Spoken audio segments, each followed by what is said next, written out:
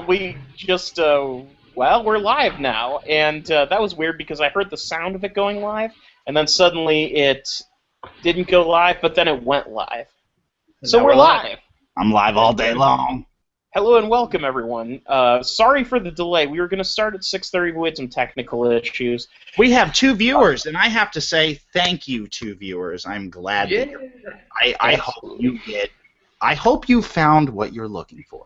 I hope that one remaining viewer. Now we're up to 2 again. Oh, there you go. Watch this. Hey, Ken's mom and Bill's mom. Hi. So with that said, once again, this is MovieBoozer.com. I am Ken Ekman, and also joining us on the stream today is Bill Leon. Say hi, Bill. How you doing there? And say hi, Zach. Zach Jeremiah. You stole my this thing, Bill. I'll wave. I'll do 2 waves. My bad. I'll just thumb up my hat from now on. That's a good one.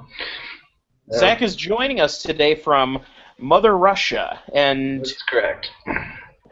What's our temperature right now, Jungie? Well, if you keep up with, it's okay. It's negative 20 something. I don't think. Yeah, we had that kind of weather a couple days ago, but the temperature skyrocketed up today. It's in the 30s right now. Zam! So it's like close to 0 Celsius. Well, I'm referring to Fahrenheit, but that's just... Yeah, I figured. You had a negative 20 Fahrenheit day recently? Mm. Really? We didn't get to negative 20 Fahrenheit. We got to about negative 17 Fahrenheit. Zam. Okay, yeah, you beat us. Yeah, we have an outdoor thermostat that actually keeps track of that. We have 28 viewers right now, by the way. And by the way, cheers. Weather Talk works. Welcome. We're going to be talking about the Golden Globes as we watch the Golden Globes. And I'm going to be drinking out of, for those of you who haven't seen it, this is called Das Kannenstein. It's a beer can beer stein. This is my favorite Christmas present that I've ever had, I have to say. It's a wonderful gift. The awards are about to begin. They're giving us a countdown, 25 seconds. Oh my God, Carson Daly! I'm still looking at a Progresso commercial, so yeah, I'm definitely behind a little. Yeah, obviously, by nature of the fact that Zach is in Russia, he's probably going to be constantly ruined. Like we're going to be spoiling the awards for him as we go along. That's okay. I'll predict it beforehand. It'll be near instantaneous between my predictions and reality. It'll be interesting. My writing partner is here, Josh Johnson. He's there on the floor. I don't know. He'll probably maybe get in on some. Well, there you go. Okay. He might get in on some commentary, some stream but just throwing that out there. Trying to draw home Steve Austin because Shattered Glass. That's called Big Song. We do apologize in advance for any technical difficulties that inevitably come up in these streams whenever you record for a long time. Just bear with us on that. But Fey and Amy Poehler just walked on, so let's hear their monologue. I think I'm ahead of you. Oh, I found one. I found a good one. Oh. All the movies that North Korea was okay with, she just said. Is that you? Do you think North Korea was okay with Selma? Apparently. I really hope that they were okay with Selma. What would North Korea have? What? I'm curious. What are your thoughts on that? What would they have a problem with involving Selma? American freedom! That's what they have a problem with!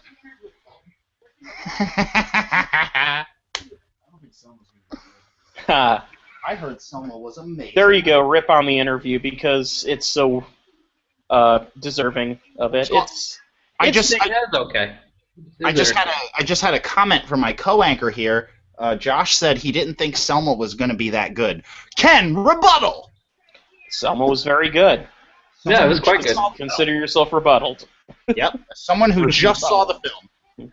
Just saw the film a few hours ago, if I'm not mistaken. I will say this: to get into more detail, it overcame any worries that I had of it being Oscar bait.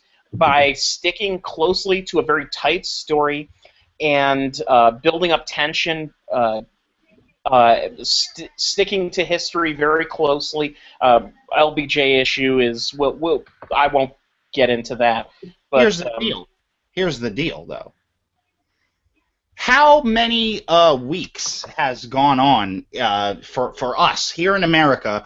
How many weeks have we constantly heard about police brutality in America? It's a very relevant film. Yeah. It's coming out at a very important...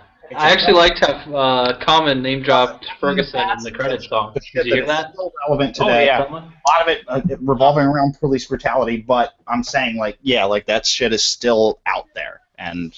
Oh, yeah, no, voter rights laws. They're trying to do the voter ID laws as well, again, in several southern counties. Mm-hmm. Yeah, it's far from over, unfortunately. Where's Bill Arsenault? Where is our southern county, our correspondent? It wouldn't be county in his case. He's in Louisiana. It's parishes down there. Oh, he's got the parish, yeah. But with that said, I think it's very cool that a film came out and just has all of this direct reflection on something that's currently happening.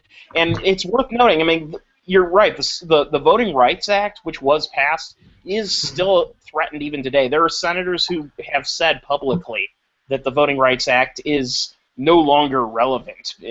People have moved past it. Well, that's insane. That's what that is. You see, here's the thing. You could just as well make the argument that people have moved...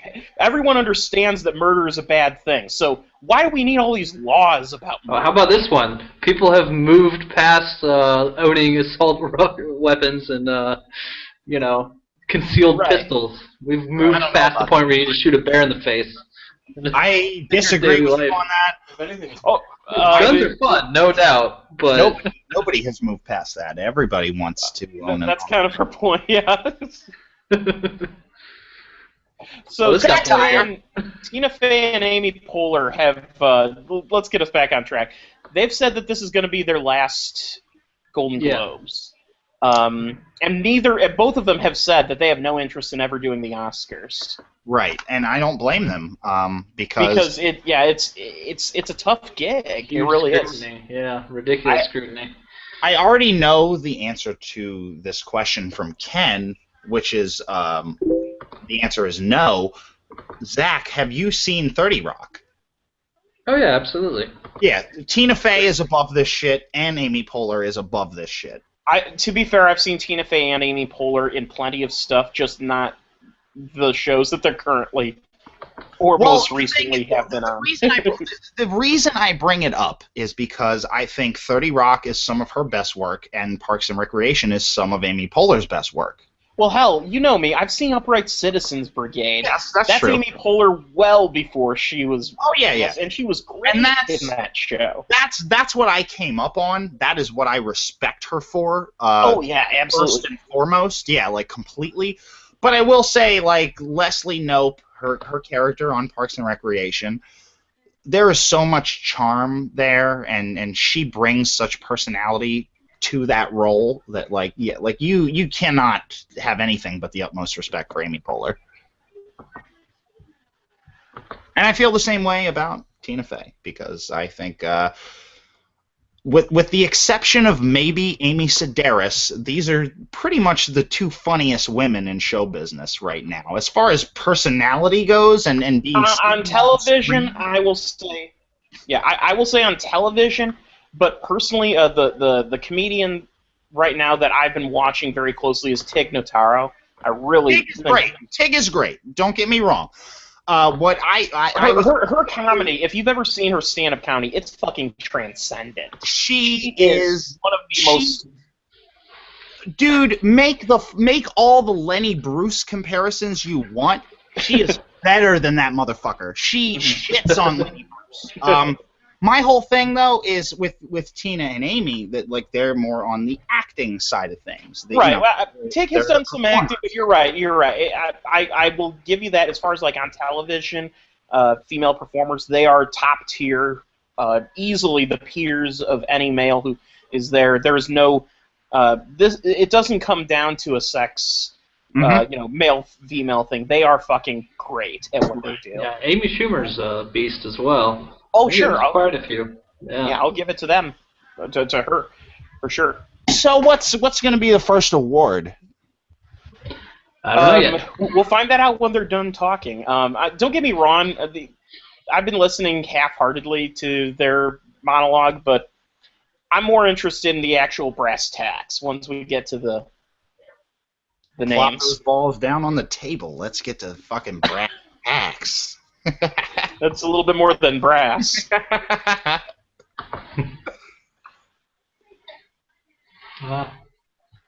So while we're doing this, the most recent Oscar oriented film that I've seen, or award in general oriented film I saw, was Selma. And Zach, what have you seen most recently?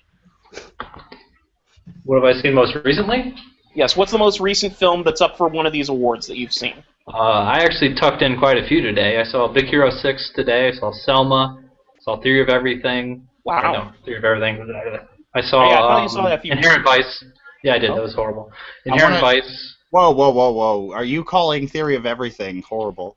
Yes, that was a terrible film. I am not disagreeing with you.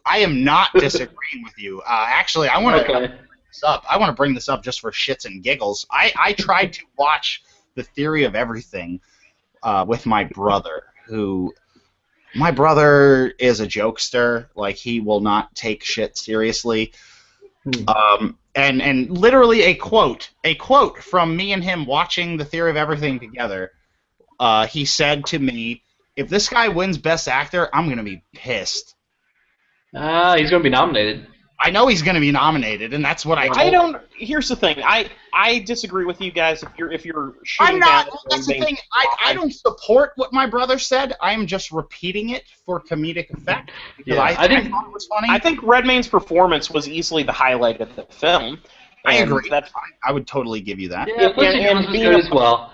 I would say if James Marsh gets nominated for Best Director, that's when I'll be pissed. I will say the movie directed past an inch beyond its life, directed to death. The actress who murdered played in cold blood. Anyway, sorry. Jane Hawking was exactly what that role needed. Yeah. I think she went. Eddie Redmayne definitely went above and beyond. But he is going to be the one getting all the praise for that film. I think. Bring it back. That lady, that girl playing Jane in that film, she deserves a lot of kudos because she's going to get a nomination as well, almost certainly. Mm-hmm. A few things controversy-wise. What do you say about Steve Carell being pushed as lead actor for Fox? He's supporting actor. Bullshit. This is actually interesting. BAFTA, the British Film Awards, pushed him to supporting actor, even though he campaigned as a lead. Right. And it's not unprecedented for Oscar to do the same. Oh, If vote for him as a supporting actor, he could end up in the supporting category, even though he's been campaigned as a lead all season. Mm-hmm. Well, I remember particularly last year with Nebraska, Bruce Dern. Yes, the movie, like, his character was the focal point of the driving point of, like, the plot. But in my opinion, the character who changed the most, who was the most focused on, who had the most screen time, was by far Will Forte. Absolutely. And so, and in fact, I think Dern would have had a better chance to win if he was put up for supporting actor, I think. What was he up against? Yeah. What was he up against that year? Because for supporting, who did win supporting? Against Jared Leto. We got an award, by the way, right? Leto is one. I don't know if he was going to beat, honestly. But maybe not. One second, though. You had Fassbender. Hold on. They're doing an award right now. Whoa, Benedict Cumberbatch, looking like crap. Nah, he looks special. He looks shiny. He's looking like a supporting actor. Here we go. Supporting actor. Motion picture. Robert Duvall. J.K. Simmons is going to take this in a walk. Yeah. Robert Duvall's in his own little world. Like, it was 1995. Am I up for falling down? I don't know. Now, don't get me wrong. I love Duvall, but his being nominated here is just a lifetime recognition of his pretty much to win this. Is this for drama or comedy or musical? Drama. J.K. needs to take this. Yeah, J.K.'s going to take this. Absolutely. Oh, Yep. I'm a Yep. Yeah, this has been the entire season for J.K. Simmons, and it's going to be the Oscar as well. It's in the bag. Literally, I haven't seen him lose one of these. my buddy. If there's anyone who sees Whiplash and doesn't immediately think to themselves, J.K. Simmons gave the most transcendent performance that I've seen all year, hands down. Yeah, I want to hear his speech, actually.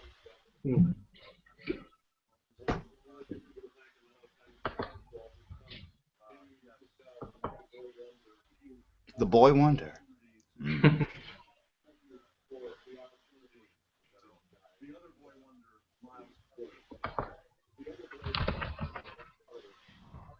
Who is Miles Teller's not getting enough cred, I think, for his performance. No, he's not. But best actor. It's his youth. And he's young. They get the recognition later, usually.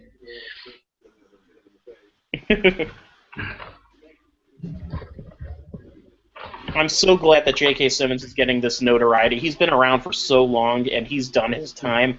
And this performance is just... Here's the thing. This is not a Lifetime Achievement performance. This is singular. This could have... Yeah. If he had done nothing else in his life, this performance would have elevated him to the pantheon of great film actors. But the fact that he's had such a varied career beyond this, that you cannot pin him down to one doing there? That's a good question. Lorne Michaels is there because TV shows are nominated, and Lorne Michaels has gotten a ton of nominations for his. SNL. I think SNL's got a nomination this year. I just seen Lorne Michaels' fat face. Maybe not. What the fuck are you doing here? Bill, Lorne Michaels is a producer for a major TV show that's been running since the 70s, which means he's got another award, by the way. He's got an invite everywhere, is my point. This one's probably supporting actress, I would guess. He's the Bill Murray of TV producers. Best supporting actress, miniseries. Okay, this one's going to be more interesting. Supporting actress. Who's that? Kathy Bates was in something? What? This is a tough one. Probably. That came out like... Maybe Uzo Aduba is going to pull this out. Yeah, since I haven't seen any of these, I can't speak to it. Orange is the New Well, Black. I saw True Detective. I did see that. I feel so... I don't know who these fucking people are. The winner is... Yeah, I don't know who any of these people were presenting. Oh, interesting. What is that? Downton Abbey got it. Oh, Downton Abbey. Okay, I don't know anything about it. I've seen a handful of episodes of Downton Abbey. My folks, when I'm over there, they like to watch it. And you know what? It's a well-made show. It's a soap opera, but you know, as far as soap operas go, it is top tier. I'll say that. Yeah, I kind of want to give it a shot. I actually saw a video the other day of like 3 elderly actresses from the show playing Cards Against Humanity. Yeah. It was pretty great. Well, here's the thing. Maggie Smith is on Downton Abbey. It wasn't Maggie Smith, unfortunately. She'd tear it up, though, I'm sure. Well, that's the thing. You do have... It is absolute top tier. It is soap opera, but when you get top tier actors in it, I mean, that elevates it, you know. Yeah. That was pleasant, Bill. Hawking up a loogie there? Oh, yes. I would suggest muting next time you got one of those. How many viewers do we just lose? Actually, we have a decent amount of viewers. Hello, viewers. In the moment after you said that, Zach, we gained 3. We got more viewers from the Hawk. More loogies, Bill. Keep going. Oh God, please not. Please don't.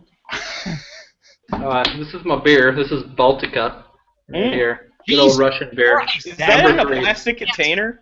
Yep, that's a big old plastic bottle of beer. A plastic bottle of beer. Like wow. 4:30 in the morning here. I just beasted through the whole night. Oh yeah, that's right. It is. Yeah, in the Moscow time, you are. Get on, man. I mean, yeah, You're drinking in the early wee hours of the morning. That's awesome. Oh yeah, it's okay. I'm off tomorrow. With a sidekick here. I got a buddy here, Josh Johnson, drawing pictures and stuff. You know, got a extra commentary on it. There we go. First commercial break.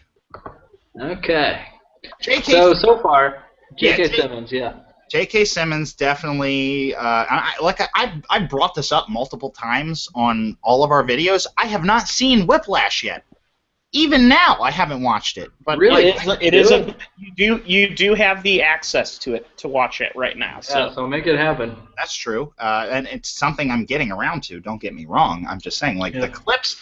I just like the fact that I've seen clips of him that tell me he deserves this award when I haven't even watched the whole movie. He turns into an animal. He looks like an orc. He looks like an old school Peter Jackson orc at times when he just gets up in your face with those pointy ears. This is not your CGI orcs. Intimidating. Yeah. This is Lord of the Rings Return of the King style orcs covered in intimidation. Goop. Yeah, he's ridiculous. And oh my gosh, that last scene. Oh my gosh. And like I said, not enough credit hasn't been given to Miles Teller for it, because part of the real experience of watching Whiplash is watching as Miles Teller slowly turns into the same person. In a lot of ways. He basically turns into a little young version of... And the great thing about that movie is that they refuse to censor that, C-E-N, censure that. Yes. C-E-N-S-U-R-E, that one. They just let it, they're like, maybe it's good. And it's up to you. It's great. Well, yeah, it leaves... Here's the thing. It leaves you with an open-ended question, that being, it did make him good. It made him transcendent and great. But was it worth it is sort of a question that you have to ask yourself. And, that's certainly something to... Is it worth it for, spoilers, by the way. Simple hawked at your head and turned into... Here's the thing, Bill. This is not a spoiler. You cannot spoil Whiplash. Oh. I could tell you exactly what happened beat for beat, and you wouldn't, until you went in and saw it, you wouldn't fully grasp it. That's what is wonderful about the movie. Yeah, that's a spectacular film. We're not going to talk about just Whiplash all night. We're not. For those of us listening. We're about to shift gears and talk about Birdman. I don't want Whiplash to steal Birdman's thunder. How about that? Did you really dig Birdman? I fucking love Birdman. I thought Birdman. I have what do you not. think the ultimate message of Birdman was? Well, first of all, I will say this, Zach. I'm just interested to hear, because a movie does not really put my finger on it. A movie does not have to have a message. No, it doesn't, but that one very much seemed like it was trying to give us one. I just didn't quite get what that was. I would say if I had to glean some sort of after-school special kind of message from it, the message could be something along the lines of don't spend your life worried about making yourself appear successful. I would twist what you're saying and say that it applies to just a general career. Don't throw yourself into your career to the extent where you lose sight of what's going on around you. Yeah, this is true. Yeah, I mean that seemed like a secondary message. This whole connection with his daughter. I agree. Always seems secondary. I agree with what you're saying. Talking about the bird talking in his ear. I'm talking about the Jesus moments. What was all of that?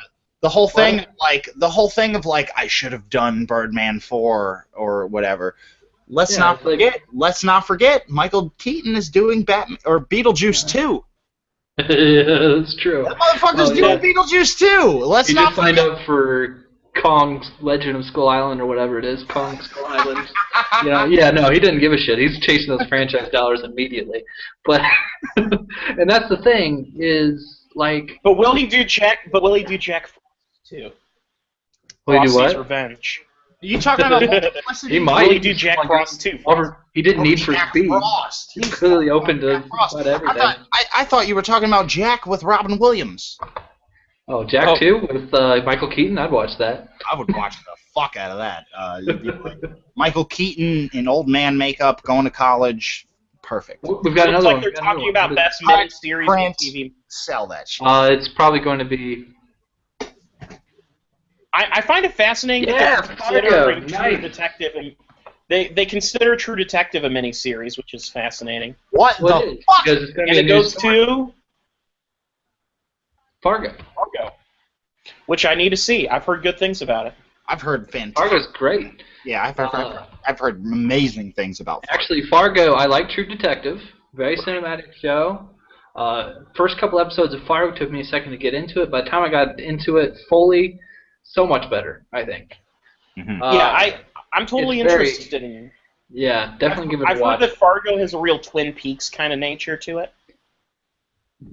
So Not really? No, it doesn't go that crazy. It's got the small town thing going on and crime and stuff, but... Hey, Gravity Falls has the small town thing going on. Don't be like fucking Twin Peaks. You're gonna bug me about Gravity Falls until... I'm gonna bug you about Gravity Falls until you're 1 foot in the goddamn grave, my friend. I don't think Gravity Falls, no. It's not nominated for a Golden Globe. I wish it was. It deserves to be. Anyways, back to Birdman real fast. So the basic overarching message I got from it was Michael Keaton, like, be who you are. Who gives a shit about the rest of them? You are better than them. Don't listen to them. Do Birdman 4 if you want. Fly if you want. It was just like an ego boost. That's what I got out of it. I don't agree with. No, that's the thing. Is like I don't agree with that. I think like there are parallels to Michael Keaton as a person and sort of kind of the struggles he's gone through in the years since Batman Returns. However, those parallels are cool. I think he was the perfect actor for it, and I wouldn't actually have a problem. Oh, what here I we go. I think actor, miniseries, or TV movie. Yep. Got another category. Michael Keaton in that role as Regan Thompson and the Birdman character, both, they stray enough from what you're thinking. They make themselves original enough to carry on and actually kind of make an impact. This category is interesting because you have two sets of actors both nominated for the same show. Martin Freeman and Billy Bob Thornton. Oh, Billy Bob. Woody Harrelson and McConaughey. Yeah. Billy Bob, J-Lo's titties look fake. Did you just say look?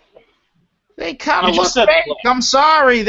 I'm fucking titties don't sit when you try to space them apart. Like they don't sit there naturally. Like they're gonna move and Like, well, as to whether they're real or not, I have no comment. But what I will say is, I am sure that there's a great deal of. I'm not saying those titties are fake. I'm saying those titties are positioned. That's true. You said that like a true politician, Bill. It's tape. It's tape, Bill. You ever see a plunging V-neck that goes to a belly button? Boobs don't hang into there. You need a little extra support. Up 2 viewers! Hey! What's up, 2 viewers? Hey, we're talking about boobies now. Yeah, someone heard that. Anyways, Billy Bob Thornton, amazing pick. He was a devil. Maybe literally the devil in Fargo. He was amazing. Now, is Fargo going to be continuing, or is it just stuck at the miniseries? It is, but it's going to jump back like 20 years. The creator is already working on season 2, from what I've heard. Yep. So it's going to jump back 20 years, as in it's going to go back to when the first movie took place? No, it's going to jump back. No, maybe it's like 30. No, to the 70s. I don't know why I said 20 years. Like 40, 30 years, something. Late 70s. Okay. Well, I will check out Fargo Because as soon as I have the opportunity. Fargo doesn't happen in the present day. It happens. The run of that series happens just after the movie. They're going over motion picture comedy or musical right now. That would probably be Birdman. Why are we going over this so early? Well, because they have to do the TV categories and such. Drama is the one they'll save for last. Yeah, I think this one will be late as well. I think Birdman has it wrapped up. Birdman, I would say, if not Birdman, Grand Budapest Hotel has a chance. And if Grand Budapest Hotel does take it, that would be a very interesting sort of light shown on the Oscars, actually. If Birdman takes it, that's going as expected. I don't think they're actually going to present. No, they're just presenting each of the things. This is one of those. This is one of those where it's like a preview of the nomination. Here's a clip from Birdman. Take a look, and maybe you'll go see it in its expanded release. Maybe you'll go pay $10 to go. I would if I could. I would. Yeah, for the record, Birdman is a film that is best seen in a big theater. I already paid $10 to It's see a cinematic. As much as I agree with Zach, there are some things you could criticize as far as the story point of. Sorry. It is a cinematic, just masterwork in terms of its technical aspects, and it still has the excellent dialogue. The story works solidly throughout, except for, I would say, the denouement. That's where I think the film starts to fall apart a little bit. But even then, I've heard arguments for the contrary, and arguments that I'm willing to entertain, in a longer form debate. We don't currently have anyone here who can make that argument, I don't think, but... Well, I mean, not really. It's not like it's a difficult movie to get. It just seems like it beats you over the head with symbolism. I made it more than is necessary. More than Theory of Everything did? Yeah. Oh gosh, that's the worst movie in the conversation for any award. I disagree. Well, that's the thing, and I must point out that I have not watched The Imitation Game, but I was present for a podcast where Ken Ekman here and Bill Arsenault discussed The Imitation Game, and they talked about it being a very by-the-numbers biopic. Yes, it's by the numbers, but I would argue it does that by the numbers far better than Theory of Everything. Yeah, this is it. It hits its spots. Its spots are all there. It doesn't break any new territory. It hits those spots perfectly. Let me explain. Very entertaining. Let me explain, Bill. When it comes to film, I kind of put film in a couple tiers. In the tier of genre filmmaking, the genre in this case being a biopic, I would put Imitation Game at the top. As far as a genre film, it is top notch. But it's like John Wick. Right. John Wick didn't do anything, Yeah, you've never seen before. John Wick is a top. It did the stuff it should do amazingly. Exactly. That's what it is with Imitation Game, is that it didn't do anything you haven't seen before, but it did what it's supposed to do very well. John Wick is a top-tier action film. Imitation Game is a top-tier biopic. Great. To be a truly transcendent film, a best picture film, you have to show me something new. Right. I think that's what you're saying as well. You have to show me something new, or at least you need to show me something that was old that you've made new again, or that you're making, that you're bringing a twist on. You're saying something new with it. The artist doesn't say anything new, really. The artist used a lot of old cliches, but they used it to the advantage of the film's dramatic structure and built it in. It was sort of like Mel Brooks attempted this during Silent Movie, but the artist succeeded because it had more, I would say, of a direction, of an artistic direction. It wasn't just trying to ape a style. It had a story to tell. Exactly. Well, you're also describing the entire career of Quentin Tarantino. Which I love, is repurposing old elements to make something new and to say something new. Yeah, well... And to come up with some new ways of putting them together and even executing them, but still using the building blocks from before. Absolutely. And so that's certainly a top drawer genre flick is great. I have no qualms with it. Dread was another excellent example. Mm-hmm. But it's not a film that will win awards because it doesn't innovate. It simply creates something that is solid within it, upstanding within its field. Yeah. And yeah, there's nothing wrong with that. That's great entertainment.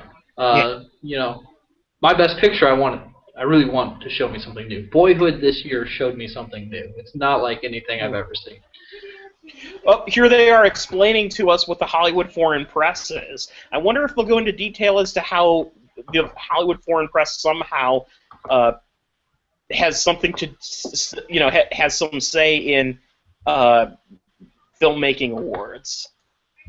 Is that Margaret Cho? Yeah. She played Kim Jong-un in 30 Rock. Now she's playing another North Korean who's going to kill Meryl Streep, apparently.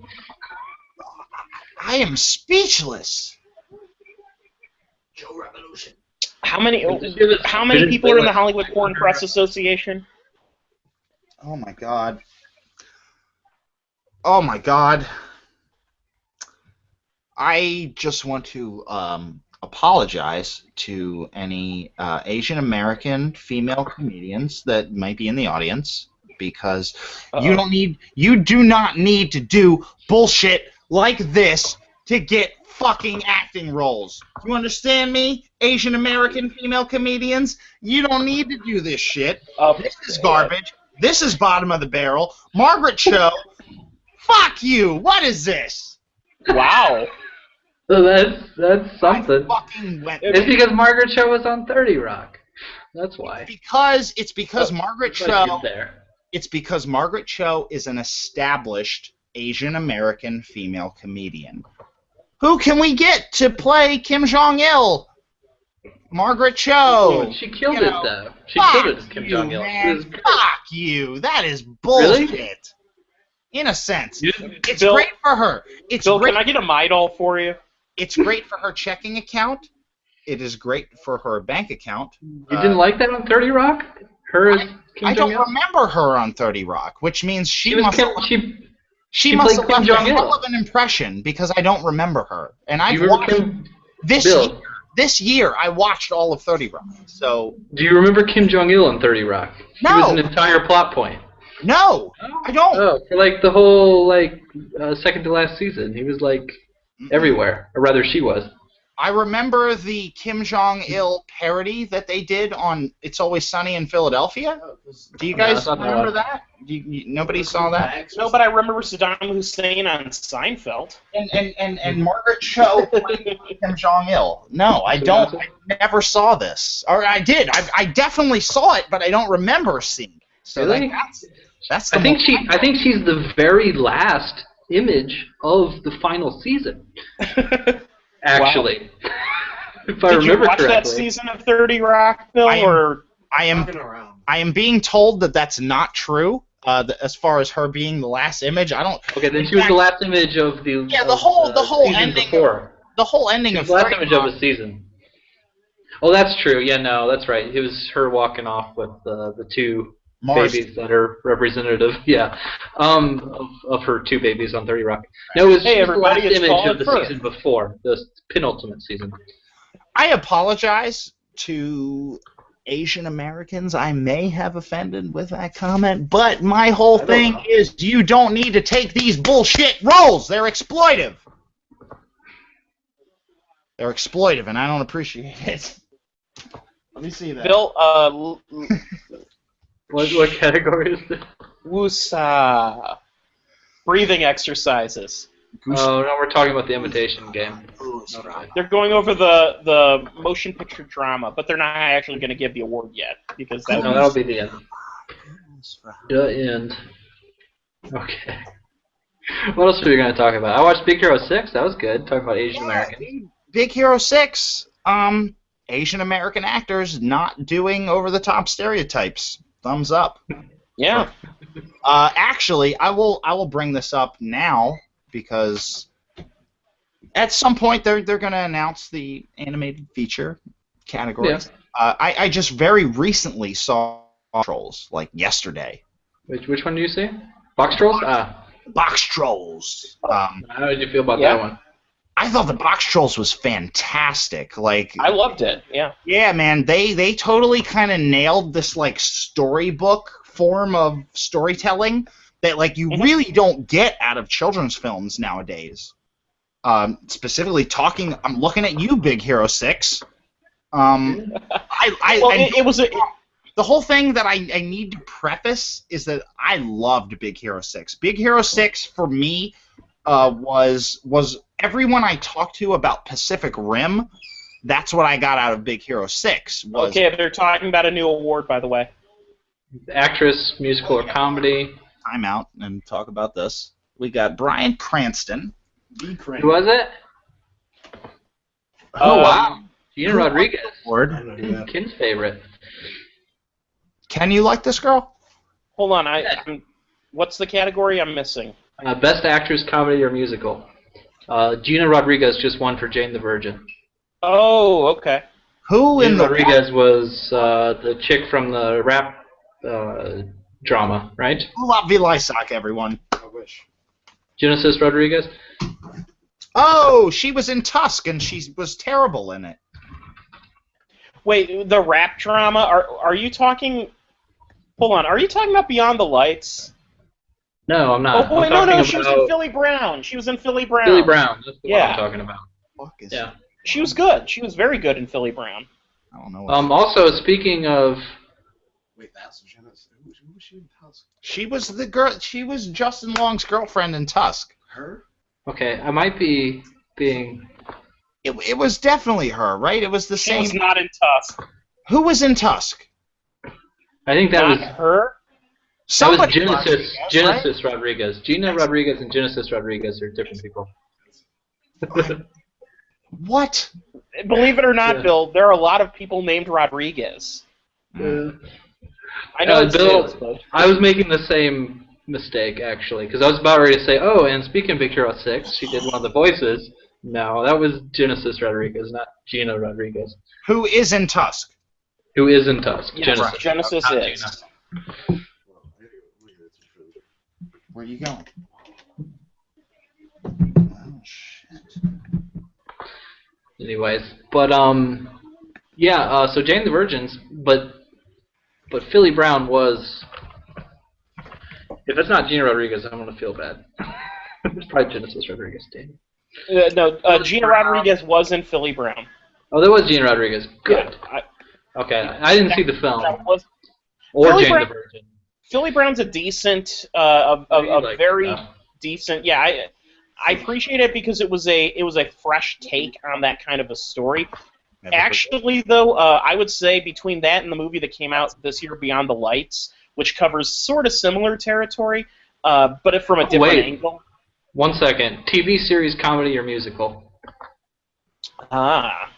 These actually whole series. Some good categories, but I'm intrigued because I've heard of Jane the Virgin, Orange is the New Black, Silicon Valley, Transparent. Transparent just won. Oh, yeah, heard great things about that as well. It's on Amazon Prime, so I'll have to watch it. Yeah, you have Amazon Prime. You should have watched it by this point. I'm not going to fault you for that. I'm not trying to harp on you for not having. I have to watch everything on Amazon Prime. I understand. I know. You don't got fucking time to watch everything. However, here's the deal. Uh-oh. You're going to school me. You got TV comedy category. TV comedy or musical, like... And TV comedies just happen to be the thing that I watched the least, Bill, so just so you know. But my whole thing is, like, TV, musical, or comedy, what falls into that category as far as one and the other? You have Glee, and that's about it. And it's not musical and comedy, it's musical or comedy. Garbage. Send that the fuck over there. And then there's the new show Gallivant, I guess. I don't care about that. Where is your Comedy Bang Bang? Where is your Eric Andre show? You have no well, those are sort of not talk shows. That would be that would be like Gigi Allen getting called up to the Grammys. Yeah, I get it. Yeah, I get it. Yeah, these guys aren't going to make it on. But I will say this though: if Gigi Allen were alive today, I would totally love to see him get a lifetime achievement Grammy just to see what he would do. He would come up, take a shit on the stage, throw it at the audience. For those of you not familiar with G.G. Allen, what I've just described is actually quite... That's his definition of subtlety. Or was, rather. Just go to Google, type in G.G.A.L.L.I.N, and you'll understand. You'll know what we're talking about. Yeah, and watch his YouTube videos, because you will regret it, like, instantly. And then look up his piggybacking brother, Merle Allen, who just piggybacks off his success. That's his relative success. That's cool. That's fun. That's a lot of fun when you have a. It's not. Yeah, it's not Gallagher too sad, but it's up there.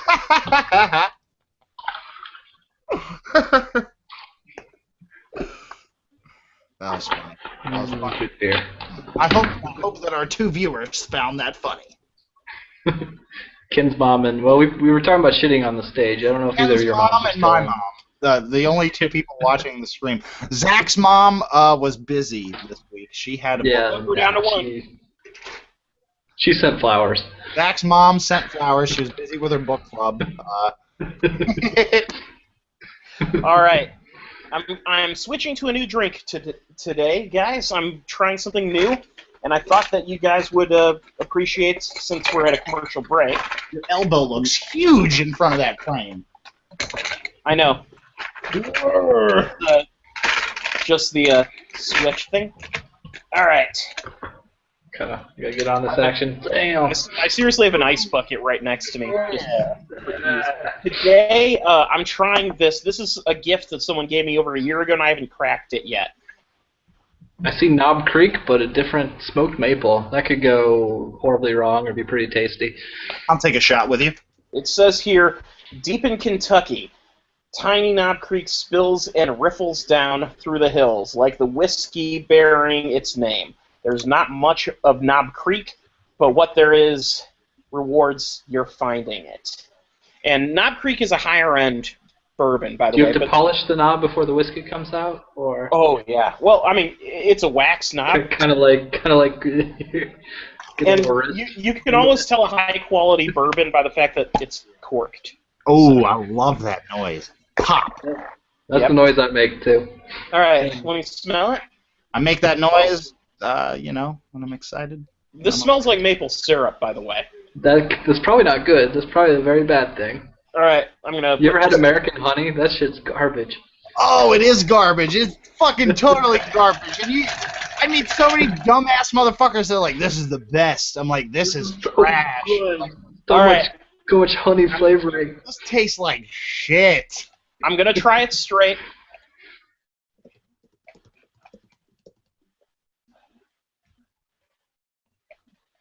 It tastes like maple syrup. Yeah, I was supposed to match you on the show. Holy shit! It literally tastes like whiskey and maple syrup. That's. Yeah, I don't. Is that a good thing for you? That sounds. Not so good. I don't know, but here's what I'm gonna do. I'm going for it. I'm not gonna drink this straight. What I'm gonna do is mix it with some soda water. This is some soda water that I bought the other day. I was feeling fancy and shit, called Gerolsteiner. Nice. Never heard of it. I haven't either. I just saw it there and thought I'd try it. I like to buy, if I buy soda water, which I rarely do, when I do, I like it to be from some weird foreign land. My favorite is the Mexican soda water El Topo Chico. Oh, what? The little mole? What does that have to do with El Topo Chico? It's actually quite tasty. Unless it's Alejandro Jodorowsky brand. Yeah, I was gonna say that's more of Chico. Well, that's probably the reason why I like it. It honestly, as far as soda water goes, it's better than like Perrier, and Perrier is pretty fucking good. Hold up, we're on NBC right now. We've got Slime commercial. I believe this is a preview for the final season of Parks and Recreation. Right. Here's the result of my mixer. As you can see, it's sort of a bourbon-tinged soda water. You can see the bubbles in it.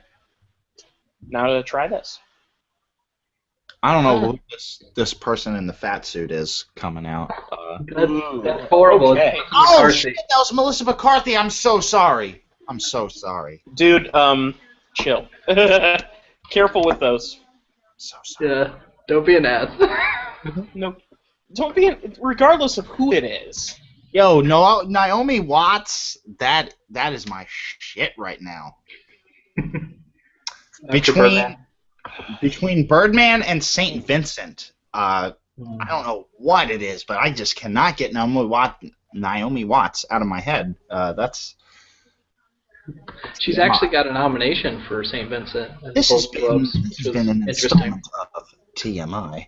St. Vincent, by the way, guys, comedy musical. I can't speak to whether or not this the maple syrup bourbon is any good, but what I will say is the mixture here, I approve. It works? Okay. Okay, cool, awesome.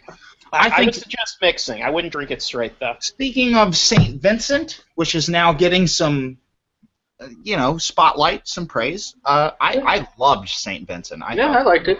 It's kind of like the Imitation Game. It's another one that it's formula, but it hits the spots beautifully. Do you guys remember a few years ago, Paul Giamatti came out with Win-Win? Oh yeah, that was a good one too. That was a really fucking good one. And St. Vincent is this year's Win-Win.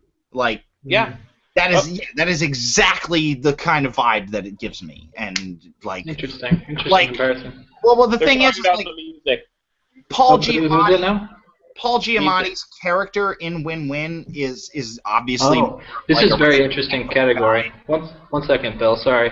This is score. Oh, I fell backwards. All right, for original score, it intrigues me because Birdman was almost exclusively drums with a couple minor moments. I haven't seen Interstellar and I haven't seen Whiplash, but Birdman's score, I will listen to the Birdman score by itself, and it's just drum. But I'll still, it was Theory of Everything just won, guys. What the fuck?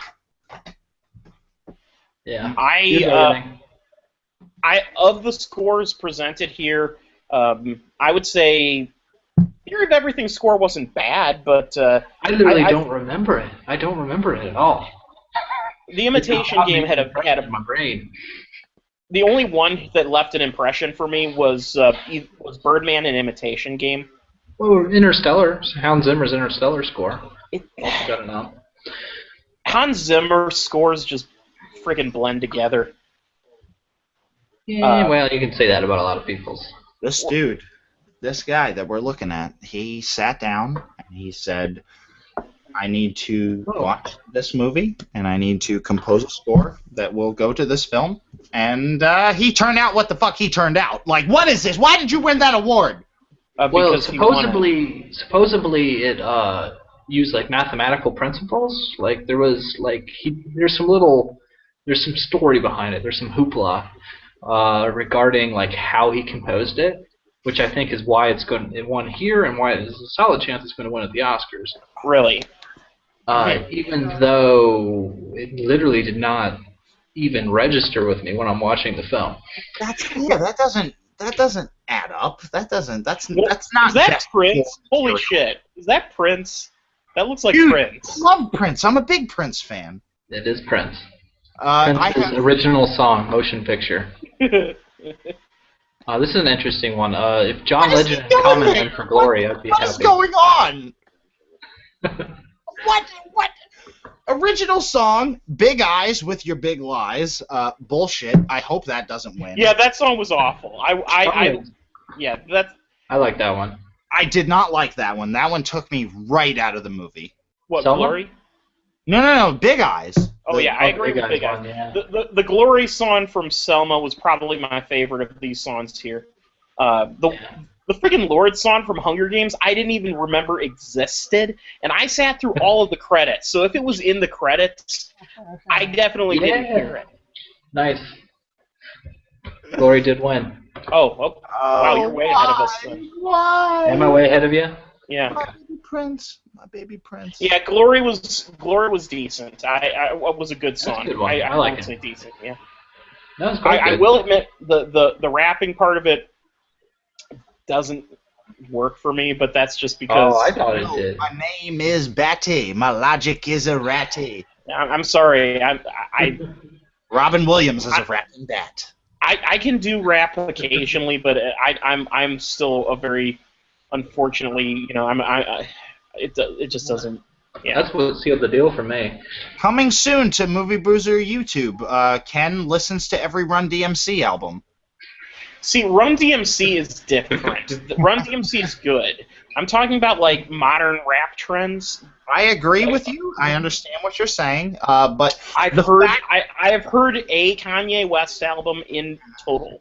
Yeah, his stuff's pretty good. And it did nothing for me. I like Kanye. What's the one? What's the one I listen to? It's the one with the. But the musician, yes. What is the album? What's the Kanye? Hold on. What's the Kanye West album? That's like the girl in the tutu on the friggin' cover. Oh, the ballerina on the front. Ballerina. It's called Runaway. Because that's the one I heard. I have been meaning to review. What does that say about my thoughts on it? It's just it didn't do it for me. I'm not even criticizing it. I don't criticize rap because it's just not my bag. You know, I wouldn't expect Kanye West to criticize my taste in music either. I'm just saying it doesn't. But here's the deal. Yeah. Here's the deal. On that album specifically, Kanye West samples In the Court of the Crimson King. Yeah, no, he's got a really wide range of tastes. Very interesting. And I love In the Court of the Crimson King, and as far as the sampling of it, was like, oh, cool, they're playing part of Court of the Crimson King, and then it ended, and I was like, oh, okay. I don't know, I like it. I dug it. I heard that, I was like, oh, shit.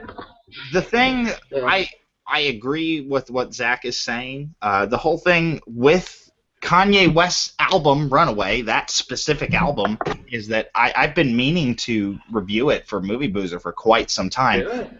I did a live tweet of it, which if I ever do review it, a lot of the material may or may not come from that live tweet.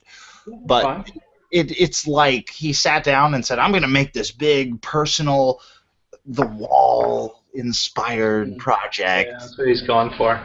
But what he shit out was not that. So, True.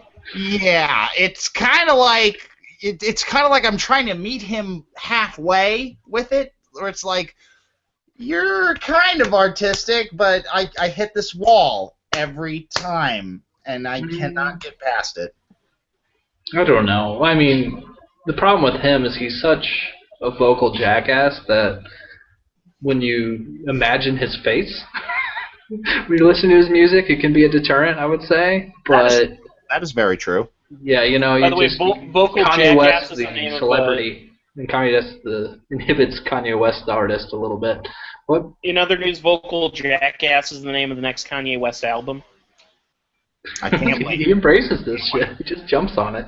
I hated Jesus, but yeah, that one was not as good. Maybe his follow-up, Vocal Jackass, I would hope that's maybe that'll be a big improvement. You know, if you're going to name your album Yeezus, your Vocal Jackass is probably the only place you can go. What would you do? How would you start a song called Vocal Jackass? How do you rhyme with jackass? First century. It's just a solid 3-minute track of Kim Kardashian and I'm playing talking in the bathroom that he surreptitiously recorded. And I'm fucking going to the skies. Or that. And that's also. Going to the next level. And I'm fucking getting level. I'm looking at the TV right now, and I just saw like a beaver talk to me, and now a tree's like the anus of a tree is winking at me. What is happening? Zach I don't know. Zach got the joke, and a virtual handshake to you, my friend, for getting that joke. Right, there we go. I have to take a piss myself, so I'm gonna do that. Okay, yeah, let's make that happen. I shall return. 2 minutes. So I will fill the time then by. You have to wrap. You have to rap. Okay, I'll be back. Wait, Ken rapping? Yep, Ken rapping. 2 minutes. Rappity rap rap. Rap rap rap rap. rap. No, that's not happening. And I can hear that. So I'm going to go ahead and fill the time, first of all, by just saying that I want to thank you guys for joining us here, and I should have come up with something to say. No, seriously, though, the Golden Globe Awards fascinate me because the Hollywood Foreign Press is a very small group of voters. I think it's it's under 1,000 people total.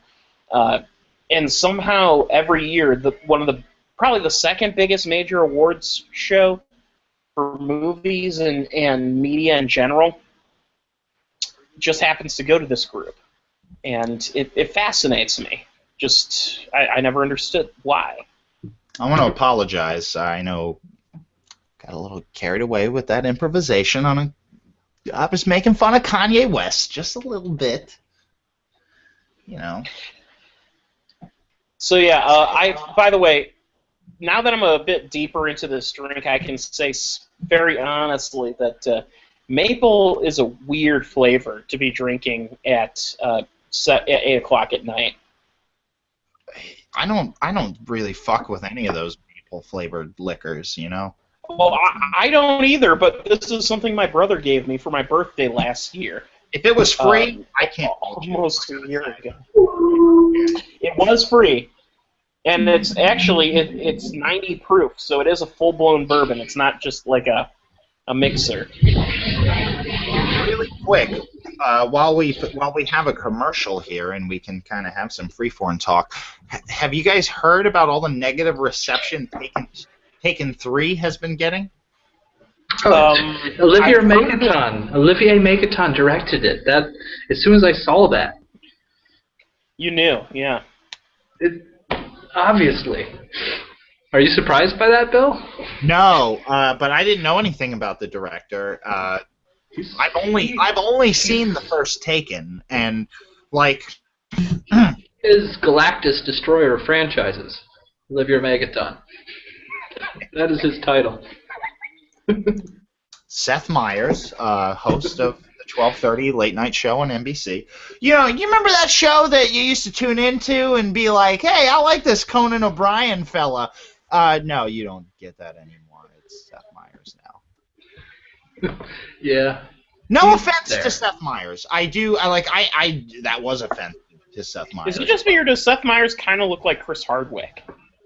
A little bit. A bit, yeah, and that's They're both tiny. The problem, I feel like, is that Seth Meyers comes off as sort of that kind of guy. Carson Daly held that. Alan Cumming did get Carson Daly held that time slot for like a good solid 7 years or something. You know, like a long fucking time. Alan Cumming. I mentioned it before. Why is Alan Cumming here? I don't know. Bill Murray and John Voight. This is interesting. Probably Matt Bomer's going to win this. He had a boner for John Voight? I do. I have 7 boners. Yeah, Matt Bomer won. I'm not surprised. His name is Boner? Bomer, but Bomer. You can go either way. Did you guys hear just a little bit of movie news for you guys out there? Who's the head of Weinstein? What's his name? Harvey Weinstein.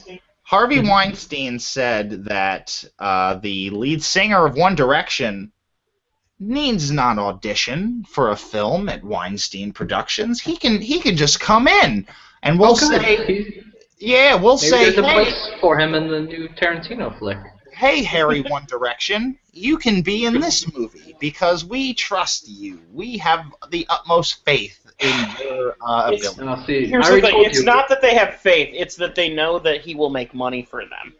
Right. What's the name of the In Living Color actor that was in Pulp Fiction that gets his head blown off in the? That's Mad TV. That's Mad TV and Bill Lamar. Yeah. Bill Lamar. Yeah. So that's maybe what Harry Styles will do in the new Tarantino film. Is he'll be in the back of a carriage, and then he'll get shotgun blasted, just splattered everywhere. I'd watch that. I would watch the shit out of that. Have you guys ever seen the episode of CSI where Justin Bieber gets shot? Well, hold on. I will maintain the single thing about Expendables 2 that I recommend highly is the fact that Liam Hemsworth gets fucking murdered in the first 20 minutes. The single thing that I recommend about Expendables 3 is don't go see Expendables 3 at all. I do not want anyone to see Expendables 3, but I will say the best part was when he was hanging off the... No, it was all green screen. It was all bullshit. I fucking wasted my time. I wasted my bandwidth. I'm fucking sick of this.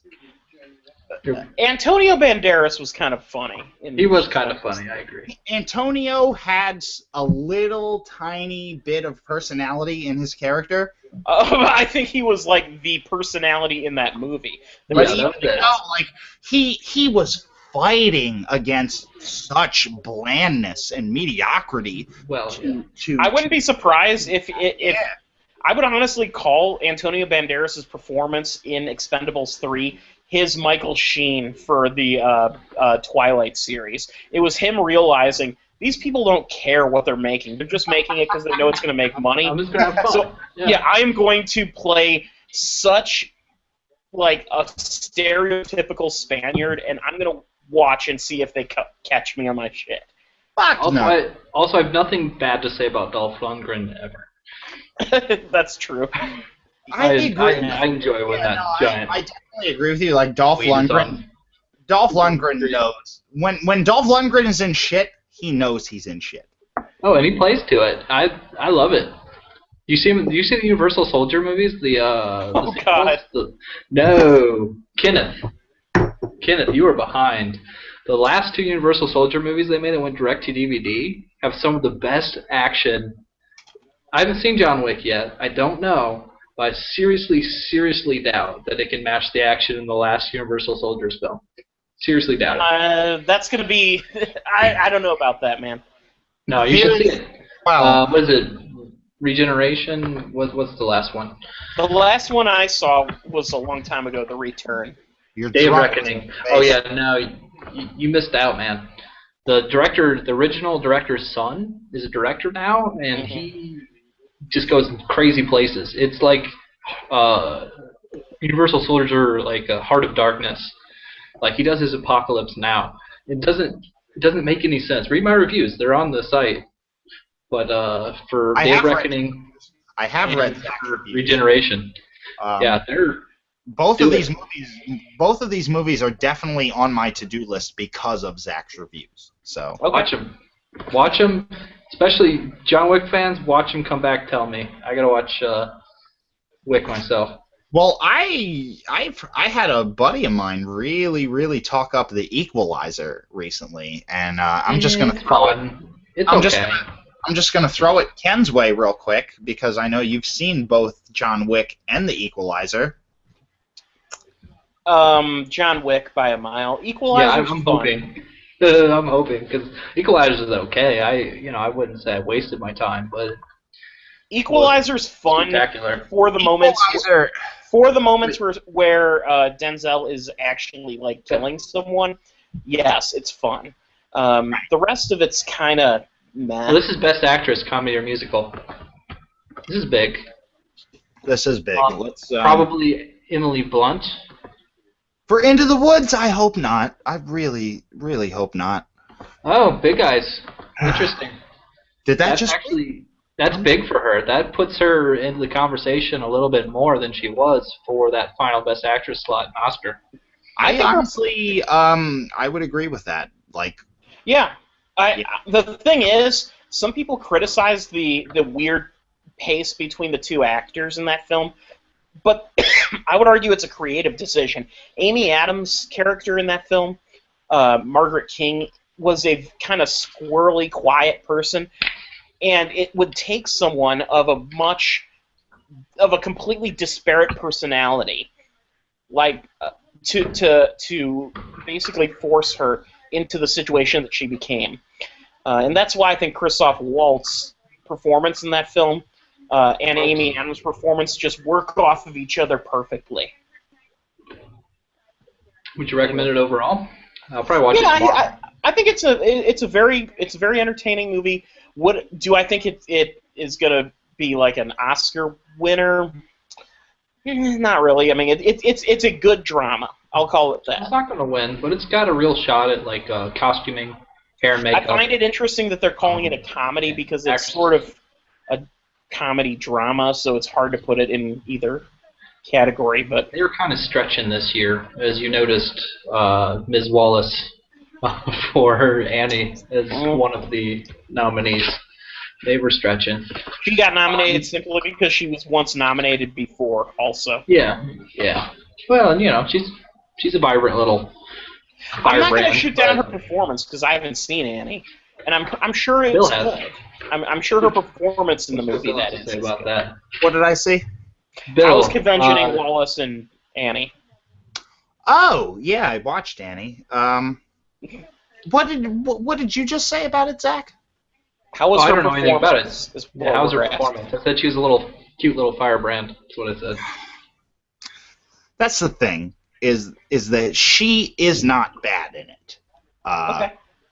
Everything else in it is working against her, but she's not bad in it. Okay, so maybe she did deserve this nom. She kind of snuck in. I was saying it's kind of a weak year for actress in comedy or musical. If it isn't, why don't you put in... for Obvious Child.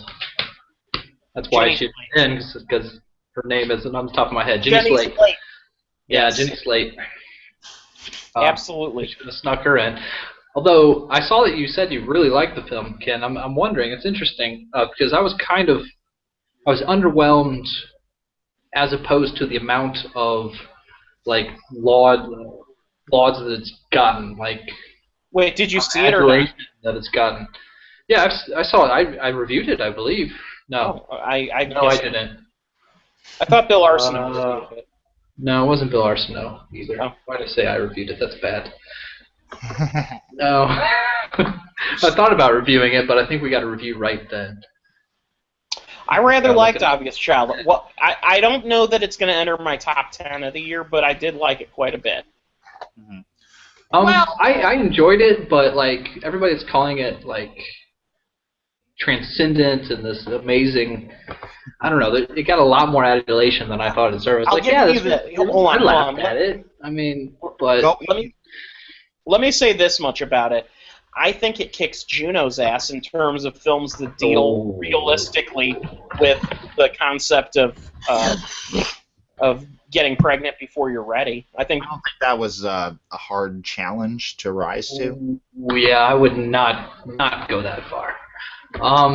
If you want to say realistically, yeah, I mean everybody talks about it as the abortion comedy, and it obviously is very frank about that and very realistic about that. But I don't think that's reason enough to really push it on this pedestal that a lot of people have. Well, I'm saying saying that political reasons over quality reasons. I'm not going into politics on it. I think. Hold on. I think that her performance. Oh, it was me. I did review it. 3 beers. Okay. I think her performance is fantastic. I think the story overall is engrossing. I like the angle they take on it.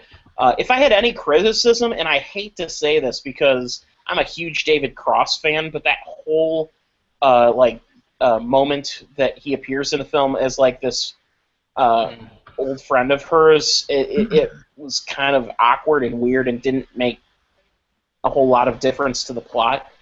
But well, I want to throw this out there.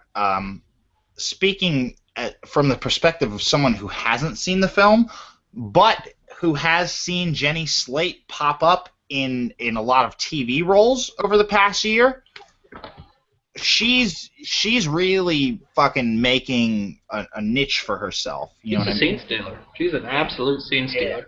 No doubt about it. She's good. About Obvious Child, I'll read you my 2 beers. Beer 2. Spoilers, I guess, but how Slate ends up doing that, how she ends up deciding how to reveal having that abortion to her family and boyfriend is through one of her stand-up acts, and it's brutal to sit through. Ricky Gervais / Michael Scott style self-sabotage humor always makes me shift in my seat uncomfortably, but more damning is that the scene is just not funny. Even her earlier onstage meltdown had more jokes, and the scene comes off as her trying to have her big dramatic speech cake and joke about it too. I disagree. I thought that was a hilarious scene. I don't know. You're right. There was some initial uncomfort with seeing the fact that her boyfriend, or well, not boyfriend, but you know who I'm talking about. It's kind of a shitty thing to do to him, A. And I B, agree like, that working in this like rousing music, like sort of dramatic speech thing, and the jokes didn't even land as hard as the music earlier never material. swells during that. The music never swells during that. Oh no, I'm talking about just in general that type of scene. You're right, the music never swells. But yeah, I think it makes it clear that what she did was kind of bogus because, I mean, he walks away and she seems hurt, like not hurt, but she seems like she realizes what she did was kind of bogus. Here's the thing. Well, and that's the thing is I think she's just getting a lot of claps on the back for it. They made it clear that stand-up comedians oftentimes talk about their personal life, and she did with the boyfriend at the beginning, and that's definitely a running undercurrent to things, and it's consistent with the character. I'm not really saying the scene shouldn't have been there. I'm just saying that the way that they play it, it's like it's her triumphant moment and her big comedy, moment, and they just don't mix, in my opinion. Time out. I don't know. I liked it. Am I looking at Kevin Hart and Selma Hayek? Yeah, Yes, that's you an are. interesting pairing. It is a Although very. she's about a foot taller than he is. It is. That's not the issue. That's not the issue at all. But yeah, I was kind of put off by the fact that I was looking at Hart and Selma Hayek together. Here's a blonde. Who's this person? Who is this person? Baby, I hate the blues are calling, tossed salad and scrambled eggs. I don't recognize her. Who is the other actress that just walked on the scene? I have no idea. If I knew the rest of the Frasier theme song, I would be singing. What was that? I know he does. He goes, ha ha. Oh, animated feature film. I loved. Actually, I don't know. I'm really super conflicted. Big Hero, Book of Life. No, fuck. I haven't seen Book of Life. I have not seen Book of Life. How to I've Train Your Dragon 2. I've said this before. I've said it a million times. Lego Movie. Yeah, What do you think should win, Bill? Mediocre. Book of Life has a terrible fucking story, but good. Ken, I think you're right on the money with that. My whole thing, though, is that I'm in a really difficult position between Big Hero 6, The Box Trolls, and Penguins.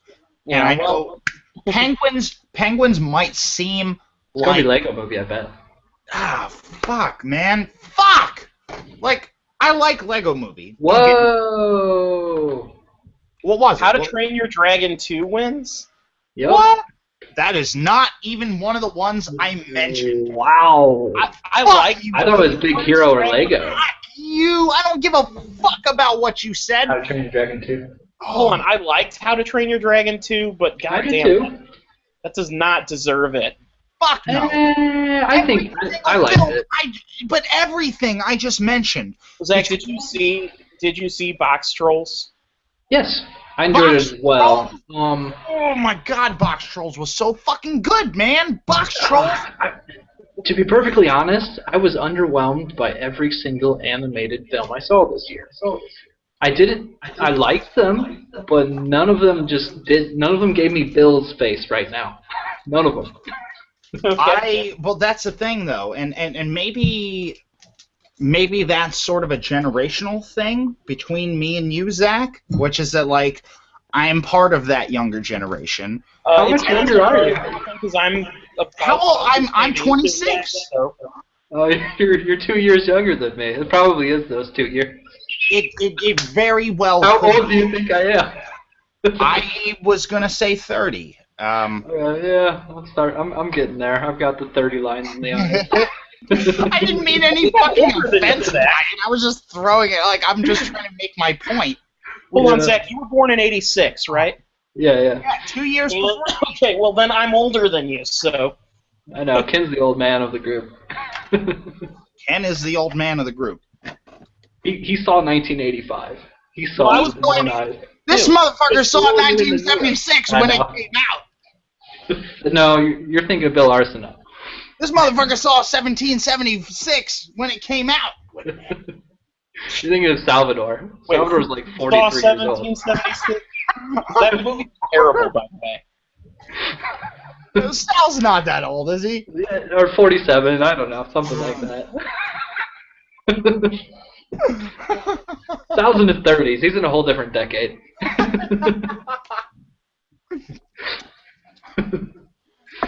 On that topic, All right, comedy, musical, motion picture. I think this is just a tease. I'm not worried about this. I don't care about this. I'm going to go back to here. Box Trolls, dude. I cannot for real. I loved Big Hero 6. Big Hero 6 was a movie that I went in with very low expectations, and it totally won me over. Like, I was fucking enamored with Big Hero 6. I literally just watched it, and I really liked it. I enjoyed it. I was fucking... But the thing is, I think I totally enjoyed it on a level beyond what you're talking about, which is that, a lot of things, like Bill Arsenault, when we talked about Pacific Rim with Bill Arsenault, if you're watching this, I apologize. I don't mean any offense. I'm just using you as a catalyst, as an explanation to what I'm talking about. He loved Pacific Rim, and he said it made him feel like a kid again. And that is the feeling. Like, when I was watching Big Hero 6... Big Hero 6, okay. For the first time, when I was watching Big Hero 6, I was just like, this takes me back to Supporting actress, motion picture, guys. Ooh, big. Probably Patricia Arquette, if she gets it, you can almost say that she's wrapped this up. Anyway, Big Hero 6, I thought was fantastic. Kind of, and me and Ken may or may not debate this until the end of time, but I have a lot of issues with the third act of Big Hero 6. I think, they tried to throw too much in there, and that, it doesn't all come together in the way that they wanted it to. I agree. They kind of go the franchise route there at the minute. And they basically do. Yeah, that's a good way to put it. It's like they get into this superhero origin story. Yeah. The first two acts are setting up our heroes, and then third act, fuck all. I don't know what the fuck to do. Throw in something. I don't know. Whatever. Well, big throw in something. Marvel. Callahan's daughter needs to be saved from the other dimension. Yeah. It's Marvelitis is what it is. Patricia Arquette just won for Boyhood, by the way. Yeah, which is starting to look almost as locked in as J.K. Simmons. Supporting actor. Meryl Streep just made a face like, what the fuck was this? I should have done this. No, surely she didn't expect to win that. No, she had a smile. It wasn't like a what the fuck. It was definitely not a Tommy Lee Jones moment where Tommy Lee Jones just looks angry at the comedian. Have you guys ever seen the clip of Tom Hanks comes out to the Forrest Gump music, but he looks around and he's like, "The fuck is this? Don't turn this shit off. I don't appreciate this." No. What is that from? It's from some Oscar year. I don't remember what year of the Oscars it was from. But what year in what world was he able to say, "What the fuck is this shit"? He clearly says, "What the fuck." I mean, you can't hear him say it. You can't hear him say it. Yeah, you can read his lips, and he's clearly saying, "What the fuck." So he doesn't like Forrest Gump, huh? Tired of that accomplishment. Who saw that? Who saw that? Red Letter Media. I think it was Half in the Bag talking about Nightcrawler, and they play some of the Forrest Gump score over Nightcrawler. It's like, it's like him fucking moving bodies and going into houses and like all kinds of shit like that. Sounds about right. Is Patricia Arquette related to David Arquette? Yo, she's got some broad shoulders. They're brother and sister. Oh, She's got some broad shoulders. I didn't know that. I didn't know that either. I feel dirty for knowing that. Now I gotta look that up. 'Cause I'm pretty sure that's true. I believe. Oh, Wes you just made that Anderson- up? No, Yes, he's yeah. right. Oh, I think he's right. I think he's totally right. Listen to this. Her siblings are Rosanna Arquette, Alexis Arquette, Richmond Arquette, and David Arquette. So even Rosanna Arquette also. One of them's a cross-dresser or transgendered, right? Is one? Richmond. Better be Richmond. One of them is a transgendered person. Richmond Arquette. Let's look it up. I bet it's Richmond. I only know this. I only know this Your because kid's the name Richmond. No, it's not Richmond. No, he's an actor. one of them was on a reality show. Yeah, could be any of them except for Patricia these days. Alexis Arquette. Alexis Arquette. It's Alexis. Sure. Yeah. Yeah, if you type Alexis Arquette, was born Robert Arquette. So there. I see. Yep. Okay. But she is a poet, theater operator, activist, acting teacher, and therapist. A therapist. Wow, that's interesting. I would love to have therapy and acting lessons from that person, and I don't mean that with any irony, any sarcasm. No, to be honest, if someone who's gone through all of that, like, because there's a lot of mental strain to that, has it together enough to be a therapist, then that's actually that's a therapist who you can trust, actually. She's seen a lot of every angle. You guys want to hear something funny? What's that? My mom goes to this bar on Thursdays. No, I'm sorry, Sundays. My mom goes to this bar on Sundays, which is today, and she plays trivia at the bar. Mm-hmm. She's constantly texting me for answers. I just texted her an answer to a question, which was, "What is Bill and Ted's name? What is Bill and Ted's band name?" And Wild Stallion. The answer is Wild Stallions with 3 Y's. Mm-hmm. Yeah, you got to spell it right. And Oops. I believe at the end. I think I spelled it wrong in the text, so let me correct that. Well, I think it's probably she says it. Well, maybe not. Maybe they are writing it down. But the whole thing, my mom may or may not win a free pitcher of beer. So there have been weeks where I'll get a text on a random Sunday night where it's like, "What kind of store does Ned Flanders run?" And I'm like, "Left-hand specialty store." For the record, there are 2 Y's. It's spelled WYLD and then STALLYNS. Yeah, I was wondering where your third Y was going to fit. Actually, you want to hear some funny shit? Uh-oh. My mom texted me one one time.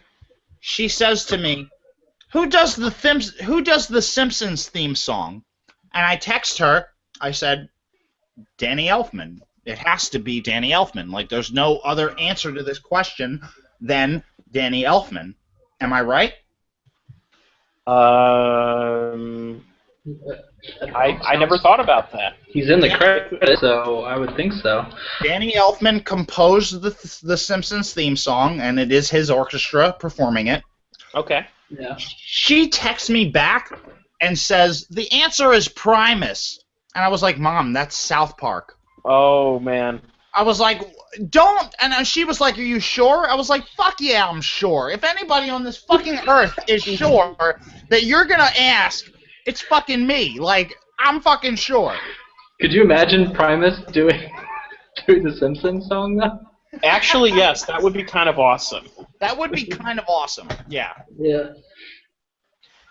It's too bad there's no lyrics in it because, well, okay, it does begin with The Simpsons, so it'd be just... his voice would just be like... Sounds like real... Or he'd say it really fast, like Simpsons. You know,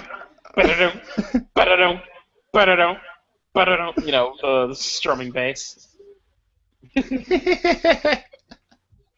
That's funny. Bum, bum, bum, bum, bum, bum, bum, bum, bum, bum, bum, bum. I could totally... no! What, Margaret Cho? Margaret Cho, what are you doing?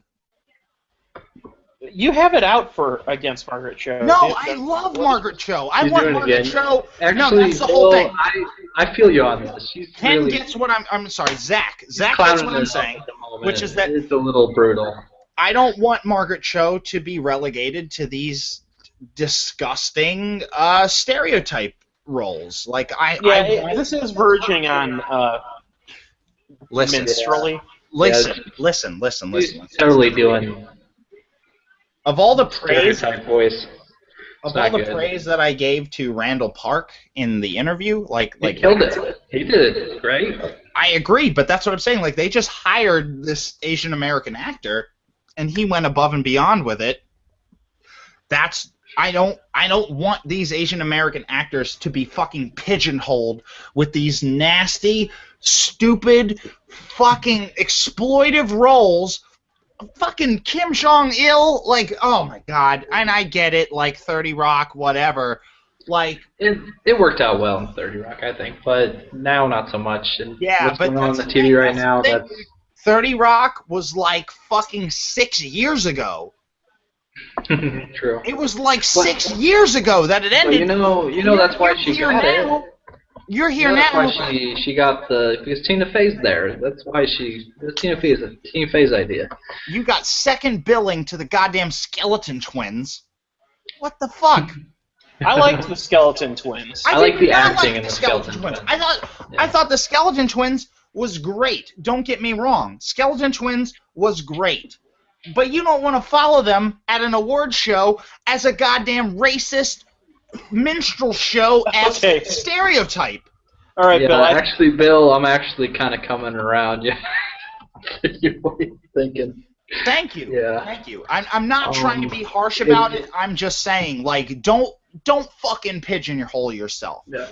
Don't fucking take these shitty fucking, like, what is that? Like, I needed, It's because of Tina Fey. It's because of Tina Fey. It's because she did it already on the show. Tina Fey might have sweet-talked Margaret Cho's way into that role, which is, that's... I'm not cool with it. What do you think? I mean, it's a role that Margaret Cho already played. Tina Fey was probably like, "Hey, you busy?" She was like, "Nah." Yeah, but what if 5 years from now? What if 5 years from now we have Randall Park popping up at the Golden Globes playing Kim Jong-il again? It's like, no, stop. Screenplay. Move on, man. All right. Yeah, speaking of moving on, worth a screenplay. Original. Grand Budapest Hotel. I love Whiplash got moved out of this in the Oscars, by the way. It's now adapted. Gone Girl. Oh, this is adapted. Oh, it's just screenplay, period. Here. Mm-hmm. Yeah, they don't have a... So this is very interesting, actually. Very interesting category. Birdman, Boyhood. This is difficult. I can't even... Yeah, it's very difficult. And The Imitation Game. This will give us an idea of where the Oscar's going to go. Mm-hmm.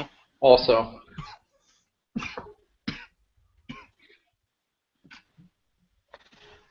I have a feeling... Birdman. Oh, it just happened? Birdman and Boyhood. There's like 15 screenwriters, too. Shut up. I know that Ken will want me to read this on the air, so... Interesting. All it was... There you go. Yeah, the rest of them are coming out, too. Good. It was just a emoticon smiley face, Ken. Oh, okay. Here, just turn vibrate off, please, or put it in your pocket. Doing it now. Vibrate. Quite a hat on him. But if an actual phone call comes, you will be answering it on camera. So. Anyways, Birdman, interesting. Very interesting. That could be an indicator that the Globes are going a different direction than Boyhood for Best Motion Picture Drama. That just won Best Screenplay? Yes. Yes, we've been sitting here for like 2 minutes saying that. So. No, that's not true. It just won like a few seconds ago. Don't try to... We're ahead of you. About 30 seconds. But anyways, yes. Birdman is in original category along with Boyhood at the Oscars, so that's a very interesting tell. It doesn't tell us much about adapted. If The Imitation Game had won, then you know that would win adapted in Oscars, but it did not. Here they combine the two categories. Right. So it's not perfectly predictive, but it's very interesting. It skews the votes considerably. So if Boyhood had rolled over the Golden Globes, like totally in a landslide, taken director, taken picture, drama, you could basically shut the door on Boyhood winning at the Oscars. This keeps it interesting. I don't know if they're gonna announce another award before commercial break, but I want to ask Ken. I want to ask you a question specifically. Okay. You got Emma Stone, who was in Birdman. I think she did a good job in Birdman. Yeah, I would say that. But the sort of comments and complaints that you've made about her over the years have resonated with me. I think in Birdman she rose above some of those complaints. Mm-hmm. Okay. So, yeah, I mean... But here's the deal. Here's the deal. She filmed Birdman on a 2-week break from Amazing Spider-Man. Which means that she saved up her good acting for that 2 weeks. In a sense, yeah, but at the same time, it's just like... She was fine in Spider-Man. Everybody was what they were. Everyone in that film is interminable, so... I don't know. That was just a script mess. Script and directorial mess. That was a big... acting was okay. And for some reason, they said, hey, we're going to put this big joke out there, but it's not going to have a punchline. And it's going to be called Amazing Spider-Man 2. Congratulations. No. Pictures Entertainment. The punchline, Bill, the punchline is Marvel gets Spider-Man back. They don't. That's, I mean, with the This has been a year of Sony clusterfucks, so I wouldn't be surprised if somehow... No, they've been talking about crossing over Spider-Man to Avengers down the line, if not the next one. Mm-hmm. Although I think they're probably too far on this one to actually do. Well, yeah, they are. They already shot the damn thing. What I'm saying is, with all this, the next one. With all this interview, VOD, fuck you money, I guarantee you they're gonna back out on this Marvel deal. Oh, probably. Well, here's the thing, Marvel doesn't have to negotiate with anyone because they don't need Spider-Man. No, they would love him back, though. They would love him back, but they don't have to make a deal with Sony if they don't want to. The reason they've held off as long as they have, in my opinion, is simply because they don't have to make a monetary deal, so they're just going for it and saying, all right, we're going to monetary deal they could make. They do have to make a monetary deal. I think they're waiting... Just as a fuck you, Sony will make, like Roger Corman Fantastic Four Spider-Mans until the end of time if they have to. To hold on to it. Well, no, I don't think they're waiting on... Here's the thing. I think they're waiting on Sony to be so poor with money that Sony has to do something. Well, in order for Sony implodes, then yeah, I guess they could get it in the estate sale. And Sony Films may very well. I mean, I wouldn't be surprised if the parent company is already considering dropping them. No, they're over the worst of it. They're over the worst of it. They're fine. There was a time there that looked like that might have been a possibility, but it's over. Is Louis up for an award? Yep. Yes, so it's actor, musical, or comedy, Louis C.K., Don Cheadle, Ricky Gervais, William H. Macy, Jeffrey Tambor. I have a feeling Tambor is going to take it for Transparent, but Louis C.K. would be an interesting pick. Let's talk about that. You've got Transparent, you have House of Lies, you have Louis, you mentioned William H. Macy, Shameless. Tambor. I have to say off the bat, the only of these shows that I've seen is Louis. Mm-hmm. Yeah, it's not the most interesting lineup, actually. You said you saw Derek.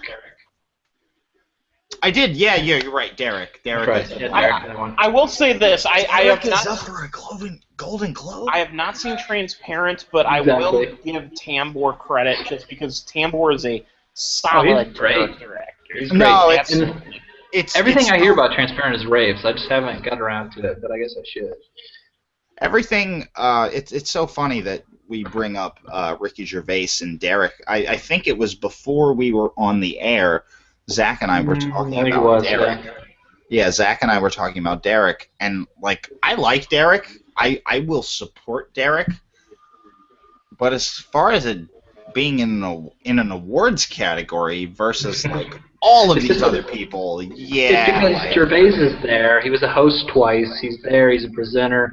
This is the thing about the Golden Globes, is they don't have the highest credibility. They do have an interesting sway. They have more than you would expect, because while they don't influence Oscar and they don't actually cross over with Oscar as far as voting goes, they can be predictive. yes. Because they're influenced by the same sources that Oscar voters are influenced by. But when it comes to nominations, they will fill out a roster with people that'll just walk the red carpet. They do that. There's only a couple hundred members of the Hollywood Foreign Press, isn't there? Yeah. It's a small group. The thing is, it's a small group. The reason I would argue that they have sway at all over what happens in the Oscars is the fact that the Golden Globes happens just before the nominations for the Oscars are announced. Yeah, and this is the thing. No. Well, the nominations have already been voted for. Voting closed like 3 days ago. Right. So they actually don't affect voting. The nominations maybe do, but the winners don't. But that being said, what I said before, the campaigners that go hard after Oscar also go hard after the Golden Globes. They get a lot of the same amount of influence. So that's why it can be predictive.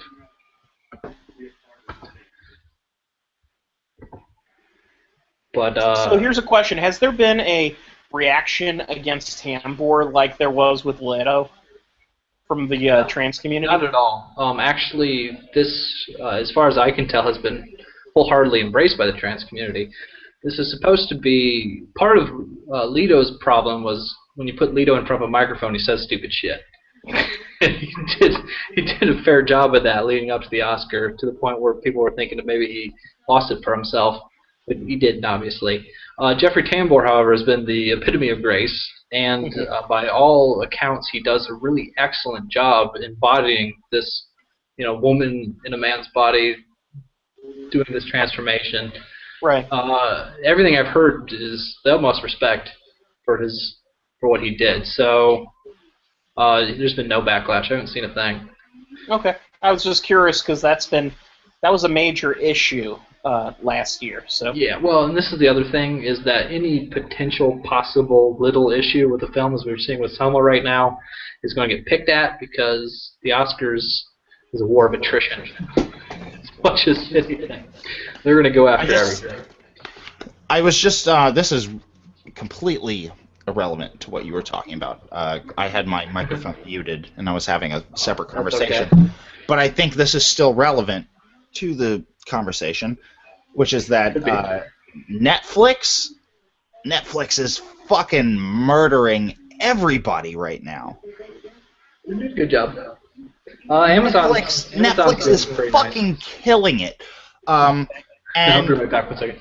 my whole sort of reasoning behind that is that they had these 3 flagship shows, which you got the new Arrested. I get fucked up sometimes, and I can't. Movie booths are muted, Zach Jeremiah, and I'm gonna keep talking. Netflix revived Arrested Development. They made Arrested Development Season 4, and that got the sort of comedy nerds like myself and Ken. I know you haven't seen Arrested Development, but if you had seen Arrested Development, you would have been on board.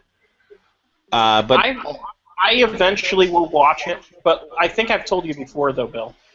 It'll be underwhelming, man. Well, that's the thing, is like it's been so long at this point, is that I don't think you will see it with the same eyes everyone else saw it with, because it's been so long. You've heard a lot of the praise about it, and I don't know. Like TV comedies are a hard sell for me to begin with. So it just frustrates me so much when you say that, because specifically Arrested Development, but also you've also never seen Community, which I constantly recommend to you.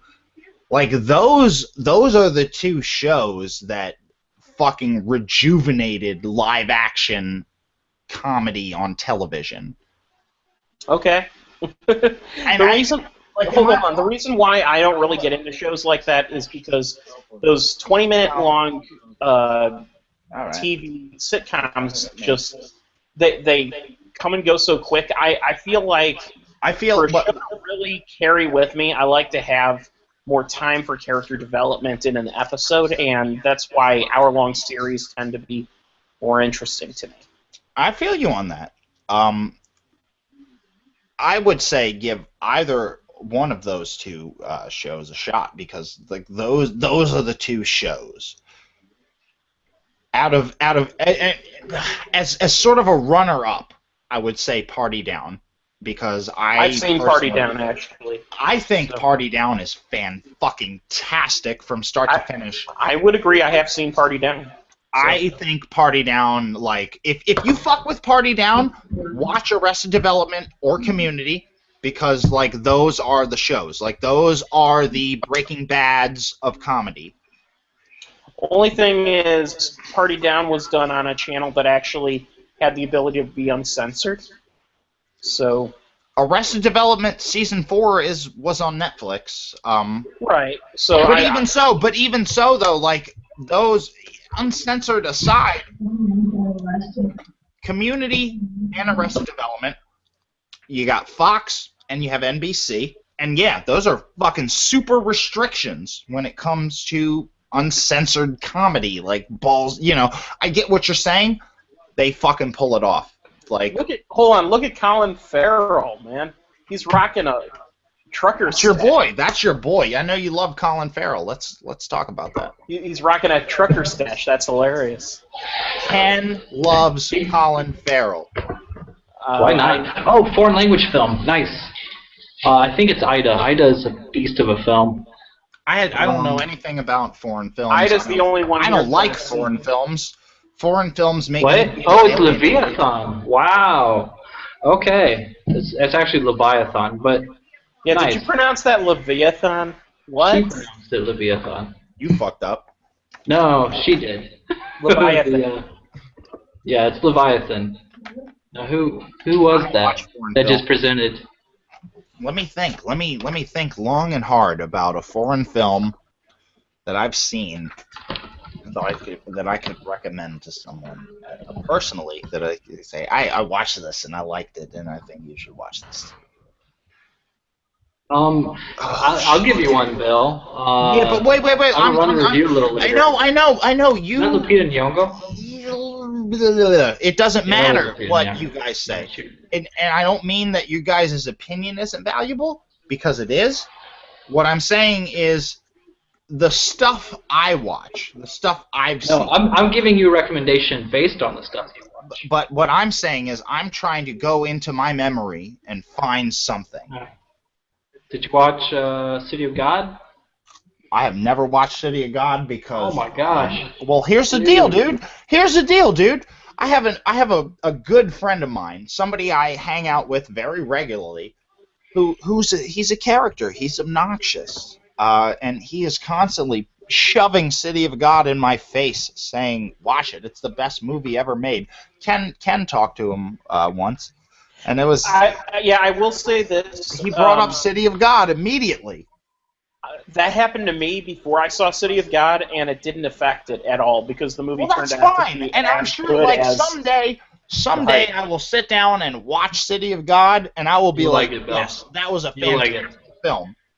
But I don't like movies being fucking shoved in my face like to that extent. Bill, guess what? It's called The Wire. The Wire? People from The Wire made City of God? No. The Wire gets shoved in people's faces. Right. Because it is the best show ever. And anyone who keep telling me that it's the best show ever, and they were right. They were so right. We're on the air right now. This is being recorded for posterity's sake. The best show ever. The Wire. Gravity Falls is the goddamn Wire of animated series. Okay. Okay, Bill, No, How no, about no, we, no, no, how no, about we no, make a pact? no. Bill, let's No, make a no, pact. no. Bill? Avatar: The Last Airbender / Legend of Korra is the Wire of television shows. And Gravity Falls is the Breaking Bad. Is it The Shield or is it the Breaking Bad? Okay. It's Breaking Bad. Gravity Falls hasn't ended. He just said Lost, but Lost has a terrible ending. And I've never watched Lost waivers. I've never lost. Maggie Gyllenhaal just won, by the way. Oh, for Best Actress for like a miniseries or television film. Breaking Bad. Heard that her thing was good as well. Anyways, couple things. Fucking holy grail. Leviathan winning is very interesting. It's a very political pick. It's a Russian film that Russians haven't even heard of, for the most part. And it was very surprising that it got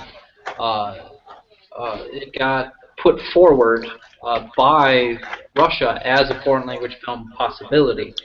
Everyone thought that it was going to get nixed because it's a rather political film and doesn't paint the prettiest picture of Russia. Right. That's why they've never heard of it. Very interesting. Right. It's basically about a guy who the town mayor decides he wants his house because it has a sea view, and so the town mayor just takes it. And he does everything he can to fight it, but it's basically the whole idea is you can't fight City Hall, particularly in Russia. I see. I haven't seen the film yet. I don't know anybody who'd play in Russia. But it's very interesting to see it win the Globe here. That could be predictor of the Oscar. Ida was the heavy favorite, so that's very interesting to see. Also, Bill, I'll watch Gravity Falls if you watch City of God. I will watch City of God. But also, I want to retract what I said because, and again, prefaced, and there's so many TV shows and movies that I haven't watched and I'm not familiar with. But from what I know about Twin Peaks is a show with a lot of mystery that revolves around a small town. Gravity Falls is a show about a small town with a lot of mystery surrounding I've heard it. I've heard the parallels. Twin Peaks. People like to compare Gravity Falls to Twin Peaks. I kind of thought of that. I need to see both of them. I thought I've never seen so I should probably get into Twin Peaks. But Gravity Falls, dude, like. Oh, I cannot. As much as even as much as I tell you guys to watch Avatar, like I might like Gravity Falls more than I like Avatar, and Avatar's like the way some people are with like Harry Potter. I'm like that with Avatar because it's like something I don't know. It just really. That's not a very good comparison to Lou or me because I have zero interest in Harry Potter. Well, I mean, that's just you guys. You're not saying it's like that, but you know what I mean. It's like that thing. Like it's that one. The obsession. It's that one fictional universe that like you like, you know, and that's what it's Avatar for me. It's your Twilight, right? I guess. I don't think Twilight. I've seen Twilight. I think the first Twilight is hysterical. I think all of them are hysterical. I think Zach's probably watched them. Ken, did you only watch them? I watched them all. I've only seen Breaking Dawn Part 2. He's only seen the one that we reviewed for the podcast. Yeah, I've only seen Breaking Dawn Part 2, but I can honestly say that is literally all I ever need to see of it. If you want to find... It's an enjoyable marathon. I'm just going to say, if you get hammered and watch that and play the drinking games and go on the site, it's an enjoyable... I agree, actually, and Chris wrote a lot of those drinking games. Yeah, they're great. Oh, I'm sorry, I shouldn't call him Chris. But if you're this far, here's the deal, though. If you're this far into the video, you probably know that Hawk Ripjaw is Chris Sheridan. Stop. We're pretty far into the video. If you go to is Kaiser Soze? Is Kaiser Soze? You're saying? Here's the deal, though. Here's Kaiser the Soze. Ken went to see Twilight Breaking Dawn Part 2. Did you not? Yes. Okay, he went to see Twilight Breaking Dawn Part 2. And if you want to hear his initial opinion on Twilight Breaking Dawn Part 2, you can go to YouTube and look up either Movie Boozer, Twilight, maybe. It's one of the early episodes on your account titled Ken Ekman. Hold on, McDonald's is totally doing a commercial where it's advertising its social responsibility. McDonald's. They had McDonald's. We remember 9/11, and then they had McDonald's. We remember Boston 9/11. Strong. Can I have a Big Mac? What? Big Mac is like the Twin Towers. And This is ridiculous. 2 chicken nuggets. Yeah, I don't I want a know Big Mac what. that resembles the towers that got knocked down on 9/11. I want to make a fry jet plane and throw it into the Big Mac and knock it down like the Twin Towers on 9/11. If only the Twin Towers had been filled with enough Big Macs, it would have absorbed the blast. What? Oh, man. Like and subscribe on I YouTube. should subscribe, absolutely.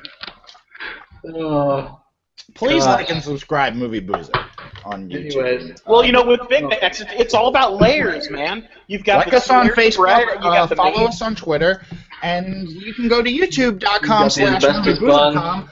Under playlists, you'll find episodes of Kiss and Tell and Tell the Truth, and like those and subscribe to us on YouTube. 9/11.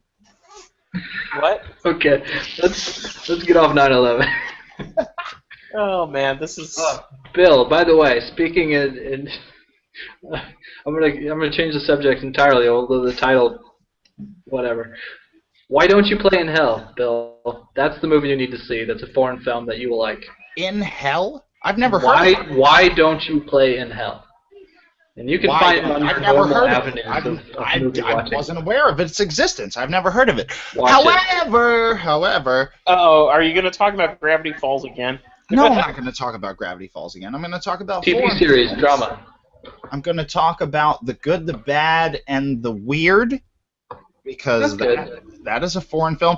But also, we have a drinking game and no review for Wild Zero, which is the Guitar Wolf movie. Write the review.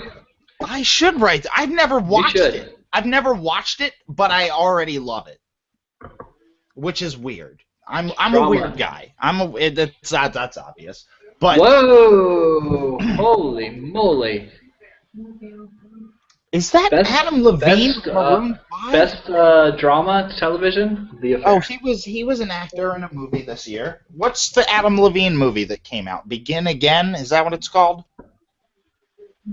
Yeah, Begin Again. Ken saw it. I know that Ken saw it. Yeah, I saw it too. It was me. Begin Again was fine. It was just... Me. it was more of the same. Who just won Basically, an What award? we got once. Okay, I'll tell you in a second. I don't know. Wait. Yeah, Beginning was okay. It was formula. It was formula that doesn't quite hit all its spots. Yeah, I would agree. It has So some it's great that moments. It second-tier has some formula. bad moments. Once is a much better film. Yeah, it's throw it on in the background movie. You won't feel too bad. Like Chef, it's the same sort of I level. would say Chef's It's like a little better than that, but So I should take Chef off my must-see no. for the end of the It's year very list. pleasant. Doesn't challenge you intellectually whatsoever. Chef will make you hungry. Let's I will not say sell that. Will make you.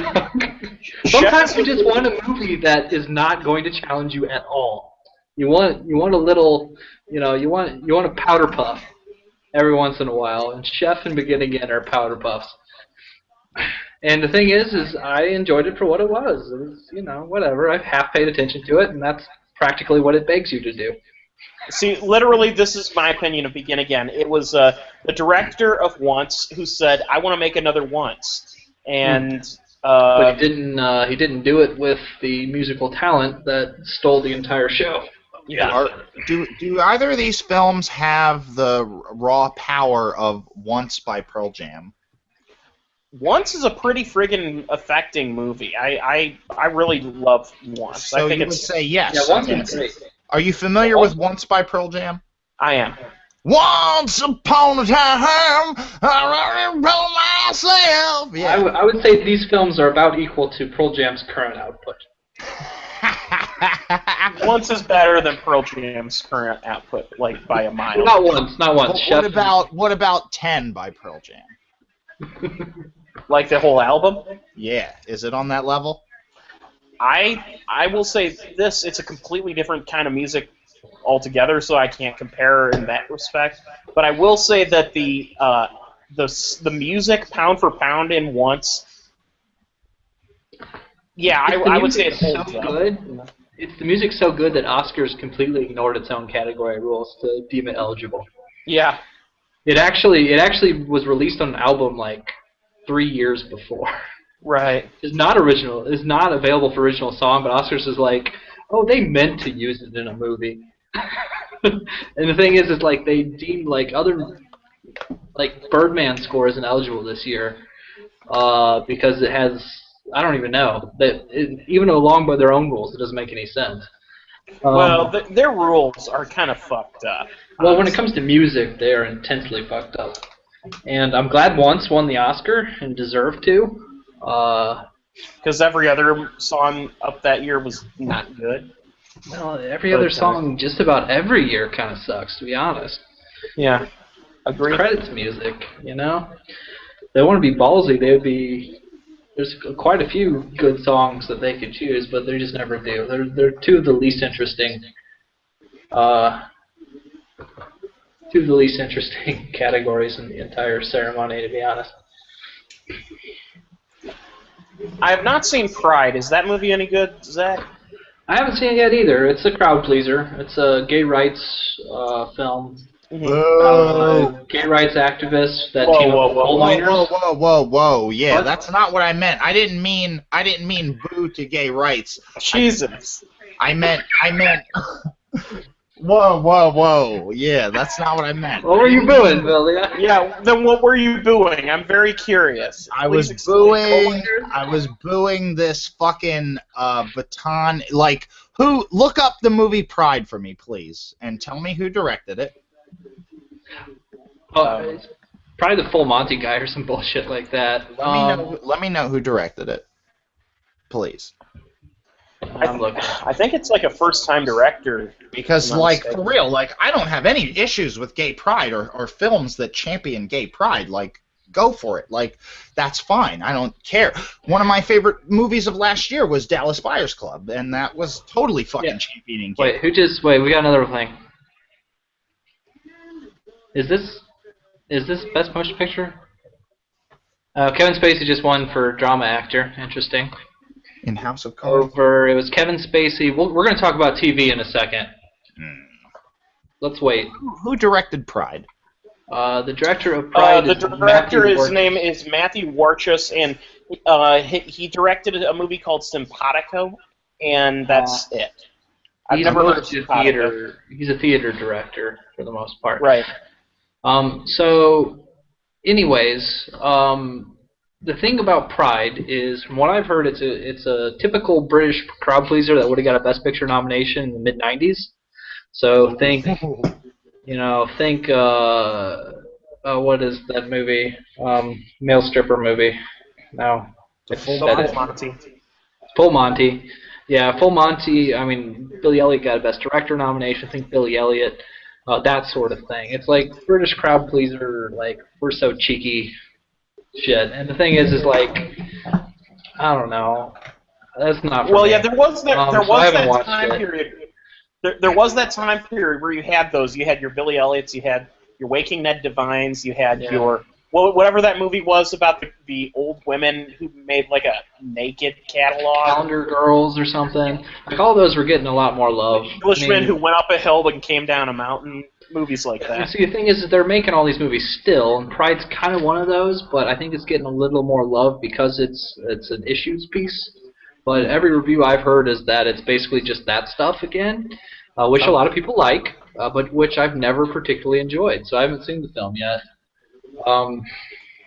You might like Waking Ned Devine if you haven't seen that. I rather like that film. Yeah. That one I think is a bit of a cut above, personally. But. Yeah. Okay. Yeah, it's never. But you're right. Those films kind of follow a very predictable formula. And ideally, and this one kind of does too, but it also has like this true story vibe. So basically, what it's about is a bunch of gay rights activists go down to coal mining country. It might be Wales, but some sort of very industrialist coal mining country to aid in a workers' strike back in, I believe, the 70s. And there's this clash, this really broad like culture clash comedy stuff. It's the thing like old ladies asking about like, I don't know, gay sexual acts and stuff like that. It's just like, oh, this impropriety comedy. Typical British broad comedy. It's not for me. But it's interesting because apparently it is kind of like a real like rousing film.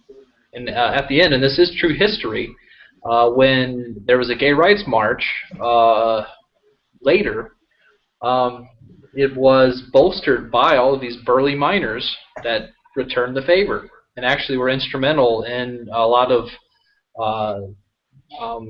like advances in gay rights in Britain. So that's sounds like a cool story, but everything about the structure just kind of turns me off. I don't know. I'll probably watch it at some point. It's not going to get any Oscars. What the hell is this commercial? Well, I don't know. I just get a globe you got going. This hairy fucking. What is this? It looks like fucking. Whoa! What the? What the fuck is that? You got the same commercial as me? No, I want to see it. What's wrong with your face? What's wrong with his face? Now he's homeless. He's been homeless the whole time. This is super depressing. This is the kind of movie I need. What? Is it a McDonald's commercial? $800 into this. Can you see the screen? I need to sink $800 into this. I fucking hairy condom person. Hey, Bill. Okay, can you see the Bill? Can you see the screen right now? Nah. Can you see what's going on right now? No, it's kind of washed out. I did see some sort of like Yeti-looking motherfucker. Okay, how about this? Can you see second. what you're looking? Look at the screen. What is I don't know this? what's happening. He's very hairy. He's white. Yeah. Is it the Black Swan? I don't know what's happening. So that was a commercial for. What was it for? It was for GE, General Electric, which is hilarious because, like, Once my again, grandpa used to work for General Electric, so I'll have to ask him about that, and he'll be all Are they euthanizing the homeless? Is that what everything about this show ties into 30 Rock. That's true. Well, it's the Shineheart Wig Company, actually, the overlords of. And he's really hairy. Maybe that's something to do with that. And just after, how's this? We get a Netflix commercial for House of Cards just after Kevin Spacey wins. Yeah, that was on purpose. So speaking about that, interesting things just happened in TV drama. So Kevin Spacey won. He won over Clive Owen in The Nick, which I heard was good. Liev Schreiber and Ray Donovan, which everyone says is shit. James Spader in The Blacklist, which is shit. And Dominic West in The Affair. So, I guess Kevin Spacey kind of makes sense there. He kind of is the obvious choice. But The Affair winning for Best Drama is a huge upset. Because it was going up against House of Cards, The Good Wife, Downton Abbey, and Game of Thrones. Affair was probably the least known of the group there. And The Affair is a really interesting show. I'd recommend you watch it. The entire conceit, also reviewed it. You can give it a look a couple weeks ago. Basically, it's a his and her perspective. So the very first episode, you see his version of events and then her version of events. It's about two married, a wife and a man of other pairs or whatever that have an affair together, The Affair. And it's just the way it parses out information, the way it shows perspective, the way it keeps you guessing as to what reality is. It's a really, really intriguing show. Interesting. So it's almost like a Rashomon kind of approach where it's like different. Basically, yeah. But perspectives. And they play with perspective a little more as the season goes on, to varying degrees of success. But it's a very interesting conceit. All right. Well, I'll be back in a minute, guys. So. All right. Oh, right here. What do we got? I've got vodka. Ha Study Kazan. Old Kazan. I'm in Kazan. That's where I live. Russia. There's old Kazan right there. Russia. Yeah. Which also I hear you're going to be in the States when we do the Oscars. Yup. Yes, sir. Contract ends in February. So for the very first time, we'll have two guys in the same room on our for the Oscars. Yeah. That'll be interesting. I'm definitely looking forward to it. Which, yeah, I mean, like it wouldn't, you know, you and Ken have been in the same room before. It wouldn't be like, you know. That's crazy. Yeah. True. Well, I don't know. At some point, maybe we'll do some road trips and see. Oh yeah, we'll totally fucking we'll get that going. I really want to make that happen. I think Ken almost was able to go see Hawk Ripjaw at one point. Yeah, they don't live too far from each other. Oh, Ken?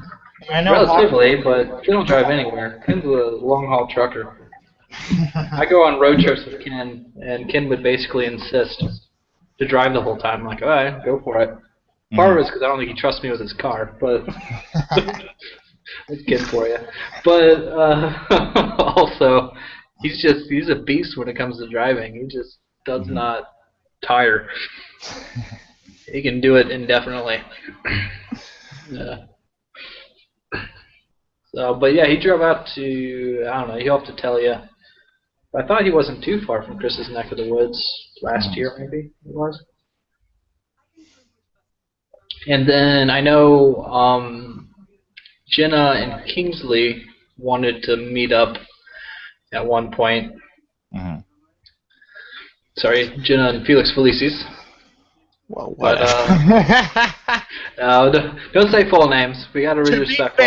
To be fair, both Hawk Ripjaw and Felix Felicis, who do the Felix Ripjaw debates, they both originally used their names on the site. Yeah. So true. You know, well, they're out there. They're out there. I don't think. Yeah, it was at one point. I don't think we're going too far off board by, you know. Well, like, they were. We gotta respect the internet. It's pretty fucking late, and we've been drinking, so.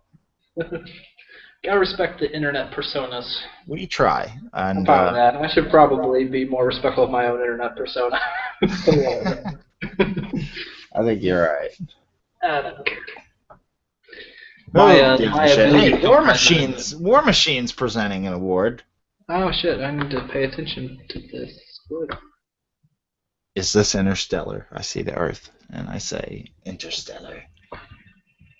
Gravity, 2013. What is this? This happened last year, man. Perfect Storm. I don't know what's happening. George Clooney. Oh no, this is George Clooney's winning some sort of like career appreciation award or something. That's what this is. Fuck. All right. Oh. I don't know why. It's not that old. I guess. He also made a complete dud in The Monuments Men. I guess. That was a boring movie. You know what? I'm all by myself now. It's 13. You know, whatever. Ocean's 13. Yeah, it was enjoyable enough. Go Phillies. Good luck with that. Oh, man, I can do my own song and dance now. Okay, well, George Clooney, nobody cares. Still being George Clooney in ER. Alright. Let's talk about best motion picture drama, eh? So let's see, what do we got? Boyhood, Foxcatcher, which is a bit of a surprise. Many people thought Gone Girl would get in here. The Imitation Game, Selma, which has kind of taken a nosedive recently, and the much-hated Theory of Everything. Really, this is between Boyhood. Really, it's Boyhood's. If anybody but Boyhood wins, that would mark a very possible major upset at the Oscars. Imitation Game is probably the closest one to do that. Selma could as well, but Selma has been campaigning horribly recently. Very small rollout in theaters. Didn't get a Producers Guild, which was strange. They're not going to mention his stint on Roseanne, George Clooney. For Clooney. Yeah, they did reference South Park, so I'll give him credit. And Leatherheads. Why would you even put Leatherheads on here? Leatherheads was bullshit. Yeah, that was a fucking waste. Well, you know they're going to do Monuments Men just because. For his talent. Oh my god. For his integrity. Oh boy, I can't wait for that. For his vision. For the fact that he made one good movie called Good Night and Good Luck, and then kind of fucked off after that. This just got real fast. Wow. Confessions of a Dangerous Mind was a For his humanity. So. Confessions of a Dangerous Mind. What is that? Is that a movie he made? Yes, he directed it. When? And it's a pretty badass movie. It's about Chuck Barris. This isn't about Do you know who Chuck Barris is? What's the movie Coolio did Gangsta's Paradise? No, this is not that. Bill? What's that movie? Tomorrowland? No one's even seen Tomorrowland. Tomorrowland, yeah. Gangsta's Paradise by Coolio was the theme to Tomorrowland by Brad Bird, and that was a huge hit back in 1995. So I give it to him. This is kind of in strangely What's Dangerous Minds? Dangerous Minds is the movie I'm thinking of. Thank you. Yeah, it's a good film. So yeah, Bill, Confessions of a Dangerous Mind, just to explain it, is about Chuck Barris, who was the host of the show, if you've ever heard of the dating game. He also created The Gong Show, and he also, in his autobiography, claimed to be a CIA assassin. What? And so the movie assumes that that's completely true.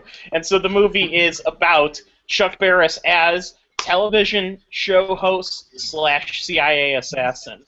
Yeah, it kind of got a little bit of a raw deal, but it was ridiculous. It was a very good film. Yeah.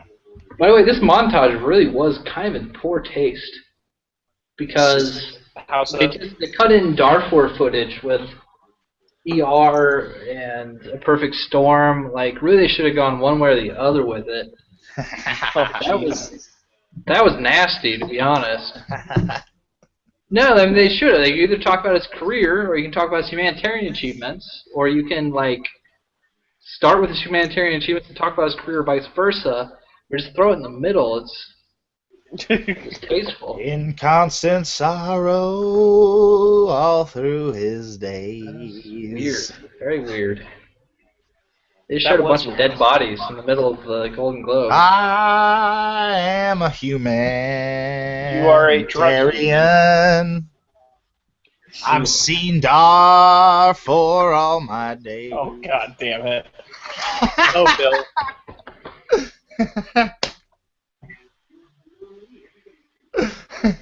The Golden Globes just donated a shit ton of money to Darfur Relief or something, because otherwise that was exploitative as fuck. Throwing that in there. Come on, people.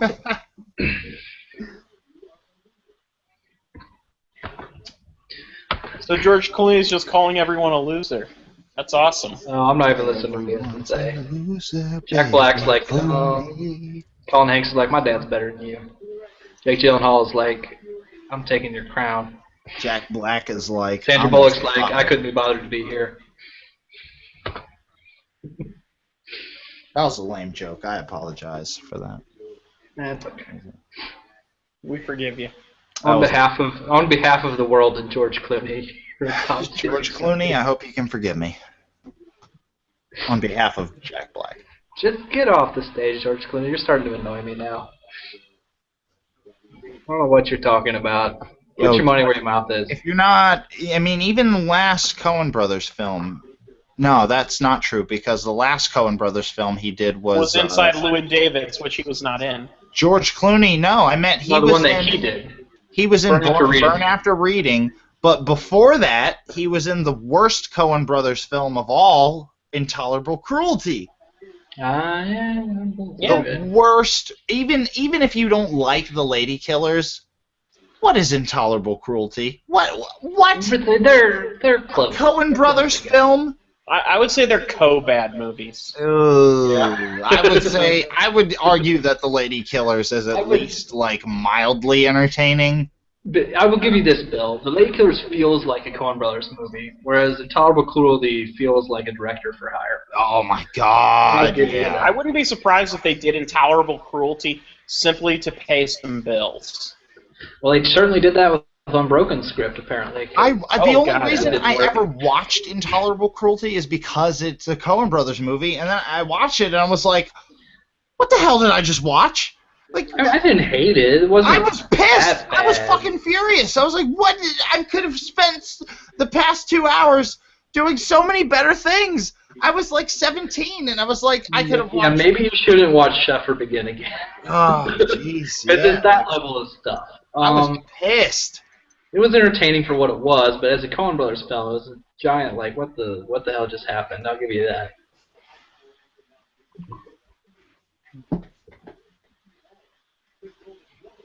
Are you the Phillies fan, Bill Leon? Somewhat, a little bit. I'm sorry. Oh Lord, that's funny. That was either the second or the first most tragic thing I watched in the last 10 minutes, and we just saw dark footage. They call me Two Hats Johnny. Johnny Two Hat.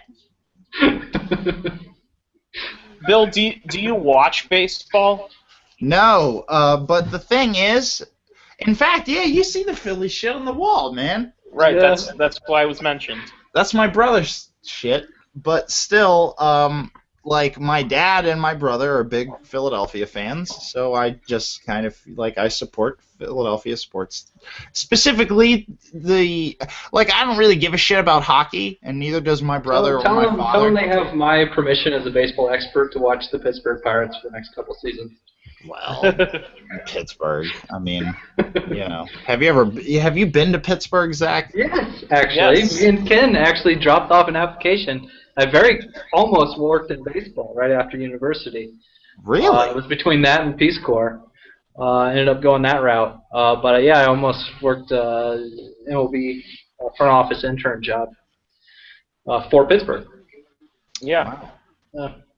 Ken drove me to drop off the application. We were driving back from North Carolina. Yeah, it was hilarious because at that point, I think you were like 3 days without a shower, so we had to stop at a gas station for you to give yourself a ghetto bath. And but what I'm saying is, like, that's so wild. Like, what year was that? Oh, would have been 2007, or was it 08? Was it 08? 08. Yeah. I guess it was 08. Yeah. I was living here in 2008, so like I was probably just out of high school at the time. Yeah. It's just weird to think that you guys had come like so close by, you know. It was right by. Yeah. Now we'll get your territory. We actually came up through. I think the closest we were to your territory, we drove through Frederick, Maryland. Maryland, yeah. Fucking Maryland is a... Who gives a fuck about Maryland? Good Civil War battle. Harper's Ferry is pretty cool. Yeah, Harper's Ferry. Maryland, that's West Virginia. That's West Virginia. Shit.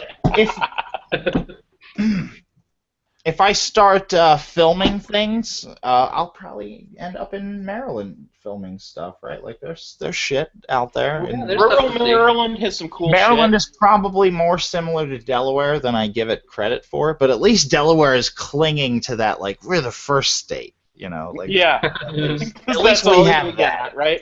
At least we have that. You're the tax shelter shit state. That's why the middle class has to be squeezed, because Delaware exists. Because fucking corporations don't pay their fair share. Delaware, the state you drive through when you're going from New Jersey into Virginia. Oh, shit. The state you have a strip mall office to pretend like your Fortune 500 company has a presence. We have great hospitals, apparently, I'm told. Oh, nice. children's hospitals, not adult hospitals, but children's hospitals. We are great with children. We're great with children who may or may not have special needs. We're fantastic with those. Is Rob Corddry associated with the children's hospitals in the area? No, not at all. I was just curious, Who's a good punchline here for that? Like, I don't have one. It'd be I fucked think that up. was a punchline. I don't know. There's definitely a punchline, but it's a fucked up one, whatever it is. Yeah, it is. All of us are steering around it. Roman Polanski runs all the hospitals in this area That's a nasty punchline. for children. Yeah, that is. He's good with sedatives, I hear. He's a sedatives expert.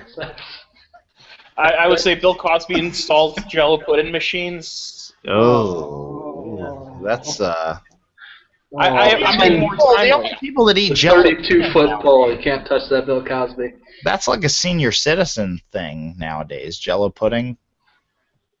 Jello pudding. That's just me, maybe. I mean, it turns out when I'm here. when you're coming off of a really deep sedation, Jello's just the thing, I guess. What award am I Yeah, announcing absolutely. here? I think I'm here to announce an award. Somebody told me I had to come out here. We got the Grand Budapest Hotel. I used to write with this guy, Wes Anderson. I used to write half of his scripts, and I would send him the other half of the script and say, hey, maybe you want to complete this script. See, I just saw Inherent Vice, by the way, and Owen Wilson has a great little role in the movie. Oh, I'm not hating on Owen Wilson. I like Owen Wilson. He's just easy to impersonate because he has like a really distinct way of talking. Yeah. Well, he plays essentially Harrison Ford left his left earring at home. That's nice. Harrison Ford is here. Hello. Harrison Ford. If you ever seen a picture I broke my me with leg my on the earring, set of The Force I completely Awakens. destroy every image of you that I had previously. Yeah, I know. It's so Sorry. sad, that whole hearing. You had of me previously. Where I'm Harrison Ford. The Grand I'm Budapest Han Solo. Hotel. Ava DuVernay. Oh, director? This is director? Woo, big one. Yep. Linklater? All right, Okay. what's your bet? What's your Linklater. bet? Linklater? Bill, any Linklater. thoughts? I want to see Birdman take it for everything. Birdman! Yeah, Boyhood's gonna win the Oscar. What did he say? I didn't hear what he said. Richard He's an Linklater. Oscar and it's a Golden Globe, so that's Boyhood. Yeah, he's gonna win the. Linklater won the Golden Globe, but I'm telling you right now, favorite. that Boyhood is going to win the Oscar. Mm-hmm. Red Letter Media's favorite. Mm-hmm. Well, to Boyhood? be fair, I will say this. Yeah. I think there are plenty of things you can criticize about Boyhood, Yes. and I think rightly so. But at the same time, I think it's I found it to be a spectacularly entertaining movie in spite of what people say. It's extremely entertaining. It has serious ambition. Mhm. Which Birdhood? Sorry. Birdhood. I would say Birdhood. I watched Birdhood. It was shot over 12 years. It was shot over 12 years. It was a bird. It was shot over. It was shot over 12 months consecutively. No, 12 years Birdman. consecutively. Being to beaten begin by with. a crow. man. It's a very- Birdhood. One single 12-year shot. This is a crossover that needs to happen. Birdhood. Birdhood. I like it. Birdman, like a shot-for-shot recreation of Birdman done over 12 years. Perfect. Make it happen. No, it's about a bird who cracks out of his shell and he grows and grows and he jumps out of the nest and a peregrine falcon eats his ass. What's that 50s movie with the big bird creature? Oh, that's... Oh, shit, what is that one? Something, whatever. I don't know. Ken knows what I'm talking Where about. they keep referring to it as a battleship, a flying battleship. Ken knows what I'm talking What? about. Damn it, I saw that a long time ago. The really shitty one. Must be terrible. What is that? I've never heard of that. Oh, it's wonderful, is what it is. Because it's Ken a knows hand what I'm puppet. talking about. Or not a hand puppet, no, it's a marionette puppet. There's a, I think there's a Monster Madness on it. Jesus. The giant claw? Yes, that's it. The giant. That's it. The giant claw. I'm good at Googling. Oh, that movie is wonderful. What did you type in? 50s giant bird? No, I put the flying battleship. Yeah, that'll do it movie. because that's your Flying drinking battleship game. bird. If you see the giant claw, drink every time someone refers to it as a battleship. I think they say it like 10 times. Nice. I'll have to give it a look.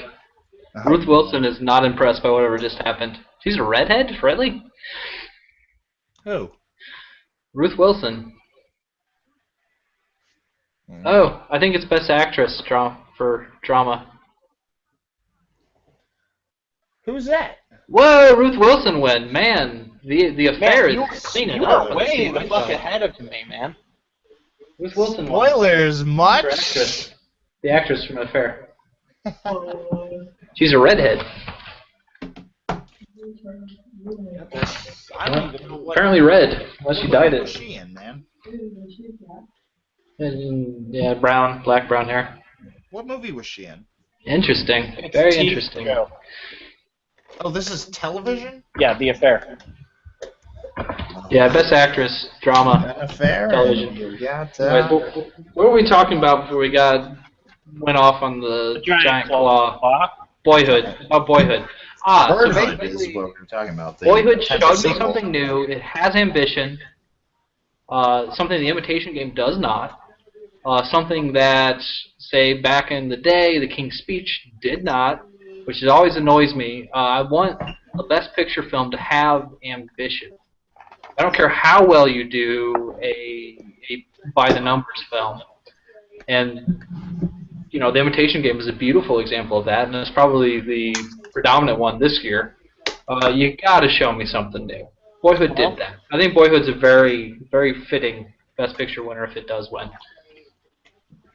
Well, yeah, the film that I pull for is one that probably won't even be nominated, so... Yeah, well, that's the thing. It's not going to be my number one film of the year. I agree. If you're talking about... Are you talking about Whiplash? Or Calvary? Yes. Calvary Whiplash. won't be nominated. Calvary's probably number one still. Whiplash, however, very likely will be nominated for Best Picture. Cavalry might be my number 2 film. That or Grand Budapest. I'm kind of jockeying... Grand Budapest also will be nominated, most likely. I think both of them get into the Best Picture field. But they won't win. Right. Well, Wes Anderson never... I mean, he doesn't even campaign for awards, really, so... Yeah. Well, to be more correct, his studio doesn't campaign for films. Well, the fact that all of his movies are released in, like, the spring... the year before. Give a shit. They don't give a shit. Yeah, that's a sign of they're not looking for this movie to be nominated. Because Moonrise Kingdom, in my opinion, is an Oscar nom for Best Picture. And probably Best Director, too. The fact that it wasn't... Wes Anderson's... The thing about that... Well, hold up. The thing about that is that I would argue with you that I think Grand Budapest Hotel is a superior film to Moonrise Kingdom. I agree. I think you could make that argument. I'm not sure if I would. I'm kind of... I honestly don't know which one I put over the other. I would go Grand Budapest. Yeah. Yeah. I don't know. I think Grand Budapest has a little more scope to it, which is why I think it's hitting with people more than Wes Anderson's previous efforts have. Well, the thing about that is, like, over those two, I would say Grand Budapest, but in the grand scheme of things, I don't think it's the best Wes Anderson movie. No, I absolutely agree. Yeah, but the fact is, Wes Anderson has never made, in my opinion, a bad movie ever. Right. And the movie that gets the most, movie. the movie of his that gets the most criticism, which is Aquatic. I think every time I watch it gets better. I think Darjeeling has the lower. I feel the same way about Rotten Bottle Tomatoes Rocket. score. Darjeeling is, I think, the kind of his art film. Darjeeling, I like Darjeeling. I love Darjeeling. Yeah, like I would say, as far as his underrated works go, Bottle Rocket, Life Aquatic, and Darjeeling all improve upon Life Aquatic's doing. I need to watch Life Aquatic again. Life Aquatic is the one Wes Anderson film that I really didn't connect with. You know what? Every time I watch that movie, it gets better. Yeah, I agree with him. And I love it. I really do. Life Aquatic, you're right. It was probably his weakest film, at least at first. But I would say Bottle Rocket's probably his weakest film. I think just out of the nature that it's. I mean, yeah, that's what you would expect. I would still argue that Bottle Rocket is severely underrated. Yeah. And by the way, just so you know, The Life Aquatic is the only Wes Anderson film that is a rotten on Rotten Tomatoes. Darjeeling got a really? 68%. I thought Darjeeling was lower. Nope, it's higher by almost. It's higher by 12%. So. I don't.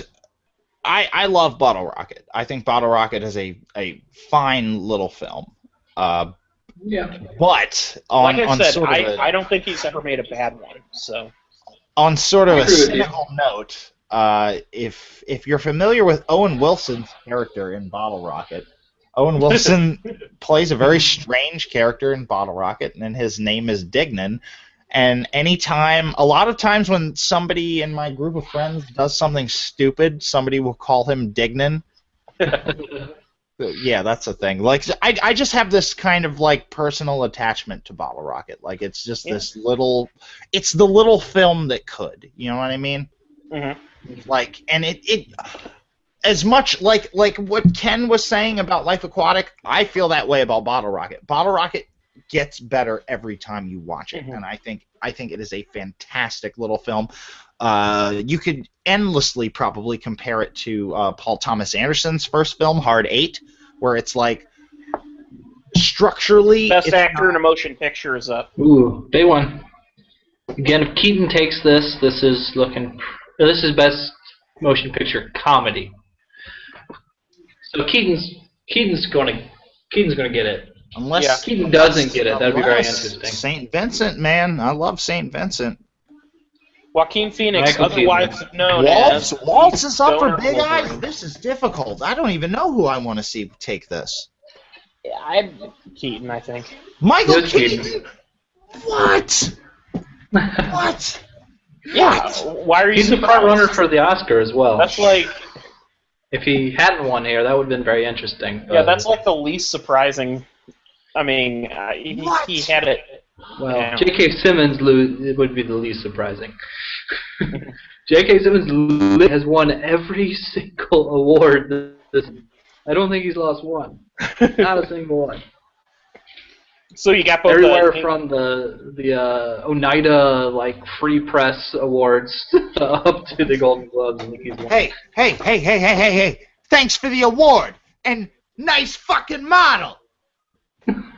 What? Was that Michael Keaton? That was a Beetlejuice reference. Oh, okay. I was gonna say. I was trying to figure out where Michael Keaton fit into that, and I was like, okay, that might. I was just hoping a dick wasn't gonna fly at my camera. That's what. That's what I had by.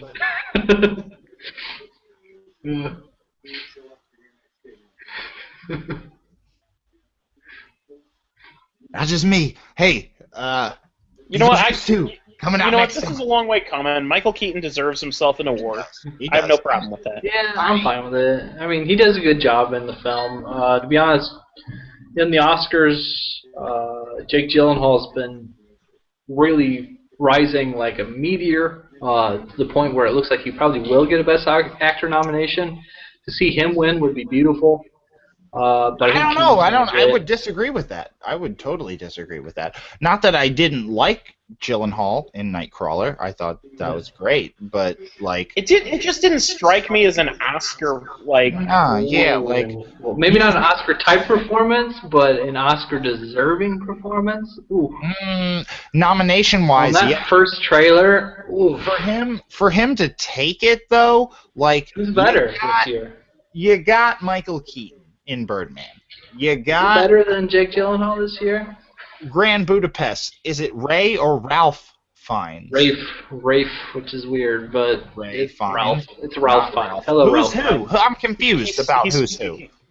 Ray Fiennes is one person. Pronounces it Rafe, even though there's zero. It's spelled Ralph Fiennes. He pronounces it Rafe. Phonetic background to that. Who was? We're not talking about two separate people. These are no, both it's the one same person. person.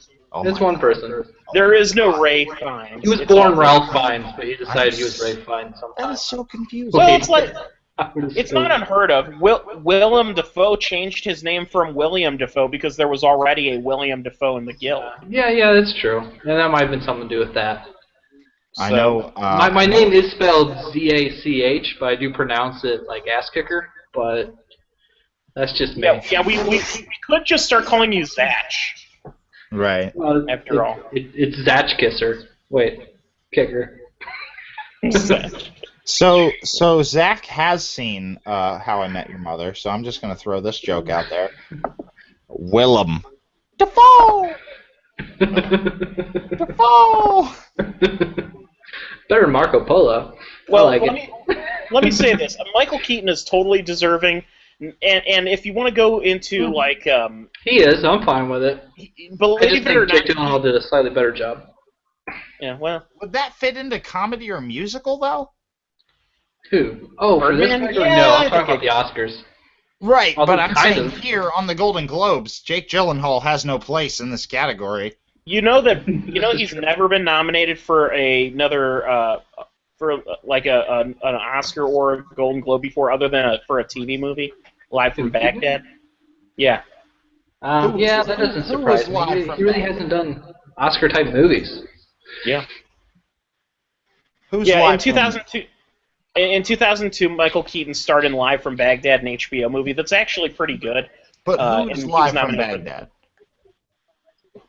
What are you asking me? But that it's like Liberace Live from Baghdad.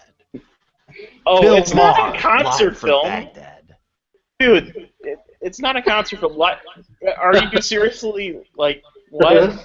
I'm confused about who's live from Baghdad.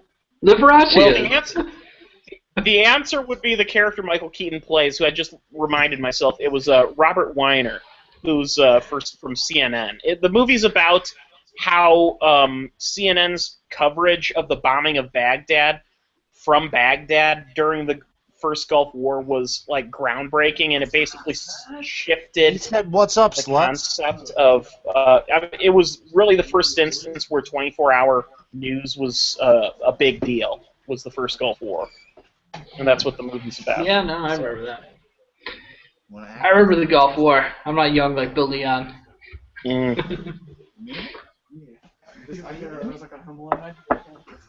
Man. he told you about the Home Anthony Alone? McConaughey is looking rough.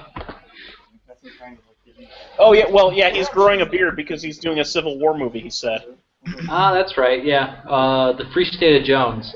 Actually, Gugu Mbatha Raw just signed on as his like sort of love interest in the film. Is this the actress from the Pine Sol commercials from the 90s? No. Yeah, look at that. That's a Pine Sol lady. I'll be back. Okay, I'm looking up the Pine Sol lady just to verify. I'm pretty sure you're wrong. That's the fucking Pine Sol lady. You know what? It is. You're right. I'm wrong. That's the Pine Sol lady. Her name is Diane Amos, and she was on The Birthday Boys. Oh, that's cool. Yeah, I know you've watched that, right? I do watch that. She was also in Blue Jasmine, the Woody Allen movie. I heard someone laughing at that. I thought that was funny. She was in a movie called Career Suicide, which, by the way, that is the best name for a movie that turned...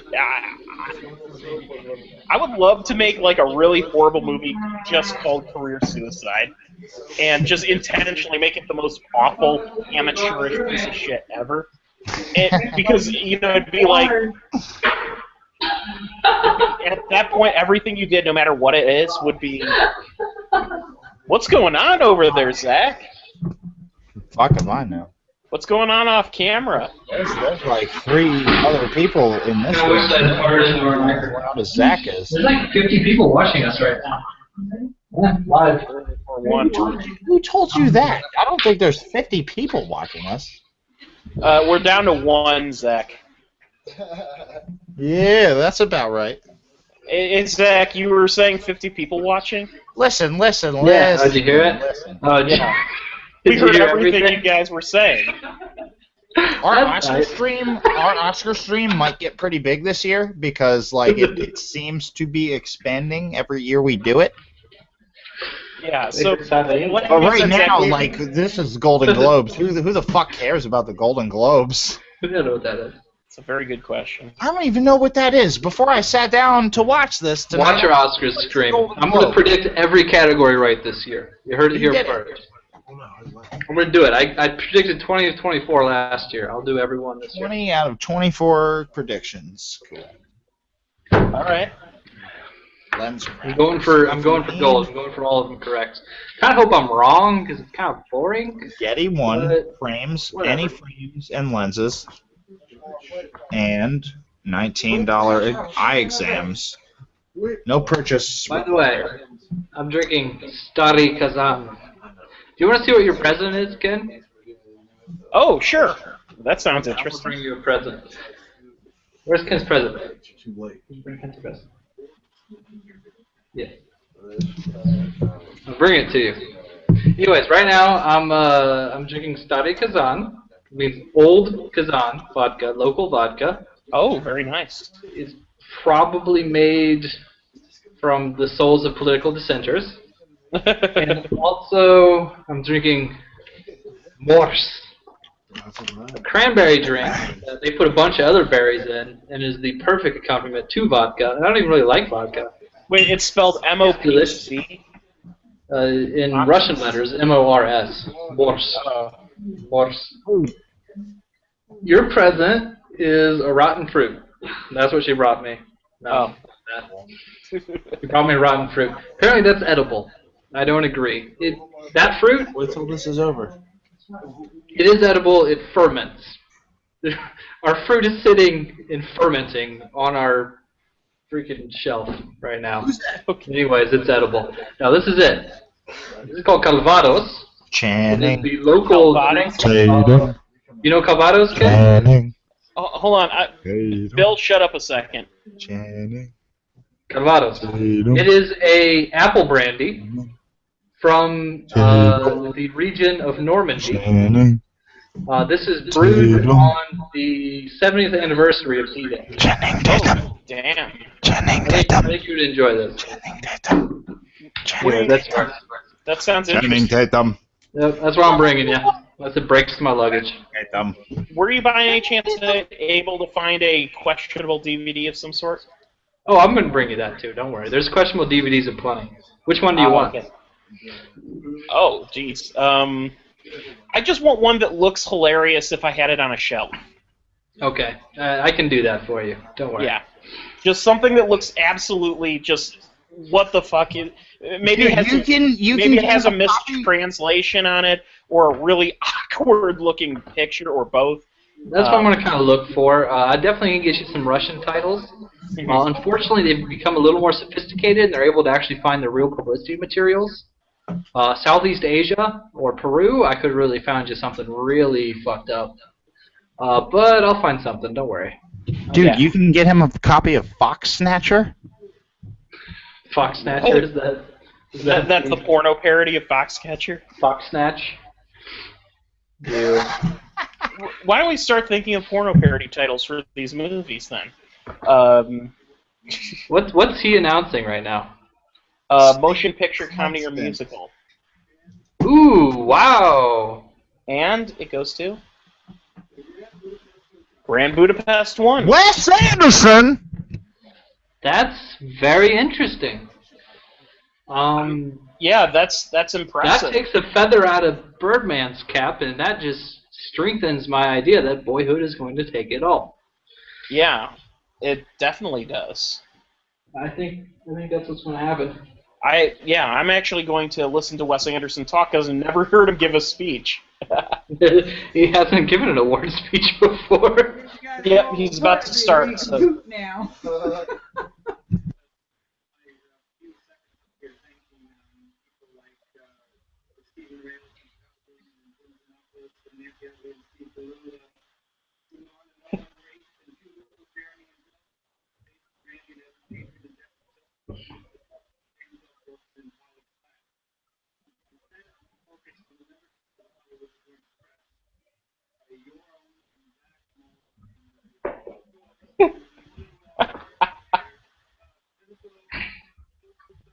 Look how happy everyone is up there.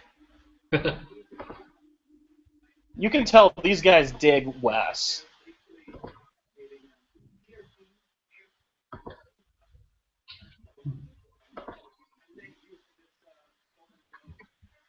Alright, cool.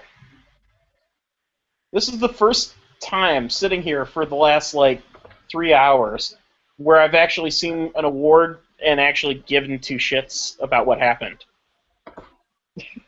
What? I mean, I'm not giving two shits, but, where I've actually heard a speech given where I was like, that was... I mean, okay, J.K. Simmons, I'll give it that, but... Oh, tonight, where people cared?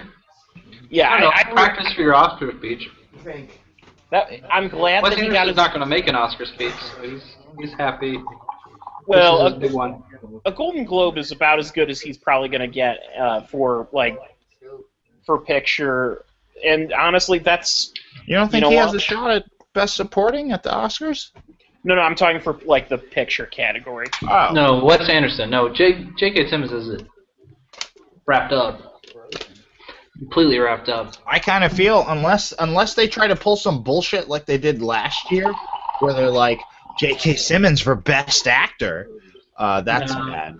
They shouldn't do that at all. They won't. The only thing that could happen in that regard is Steve Carell in supporting. To be perfectly honest, that should happen, because he is a supporting actor. Right. He does turn in one of the finest supporting actor nominations of the year. And they've Right. got a wide open fifth spot that they're just giving to Robert Duvall. Yeah. By default. It's just like, well, who else that we like had a supporting actor, supporting role this year? Oh, Robert Duvall. If you were going to give it to Robert Duvall, you should have given it to Robert Duvall 15 fucking years ago. He already has an Oscar, doesn't he? I mean, Yeah, way back does. in the day. For fucking Falling Down or something. Yeah, no, that's, I don't think he got it for Falling Down. I don't know. I know he wouldn't have gotten it for Falling Down. Down, but he was really He good wasn't at in Falling Falling Down. Down. He Was he made. in Falling Down? Yeah, he was the He cop. was in Falling Down. He Oh, was that's good. right, He that's was right. he was really good in Falling Down. He won one Oscar, and it was for Tender Mercies, 1983. So he's been nominated 6 times. He doesn't Yeah. need a 7th one for this mediocre-ass movie. Yeah, I mean, he was nominated for some pretty awesome performances: The Civil Action, The Apostle, The Great Santini, Apocalypse Now, The Godfather. Interesting. He got a nomination. Yeah, that's How many minutes was he on screen for that? In the theatrical Well, the cut, he's on extended screen version, for... like 45 probably. I'm Yeah, talking I about the mean, theatrical release. I think it ups it to about 45 minutes if you go with the redo version. But if you go with... I'm talking about the theatrical release. He wasn't in it that long. How long was he in it? I would say of actual, him on screen time, probably 15 minutes. Maybe. Yeah. All right. Yeah, whatever. With It's that said, though, Zach, when people think Apocalypse Now, the first thought on their mind tends to be, I love the Marlon smell of Brando. napalm in the morning.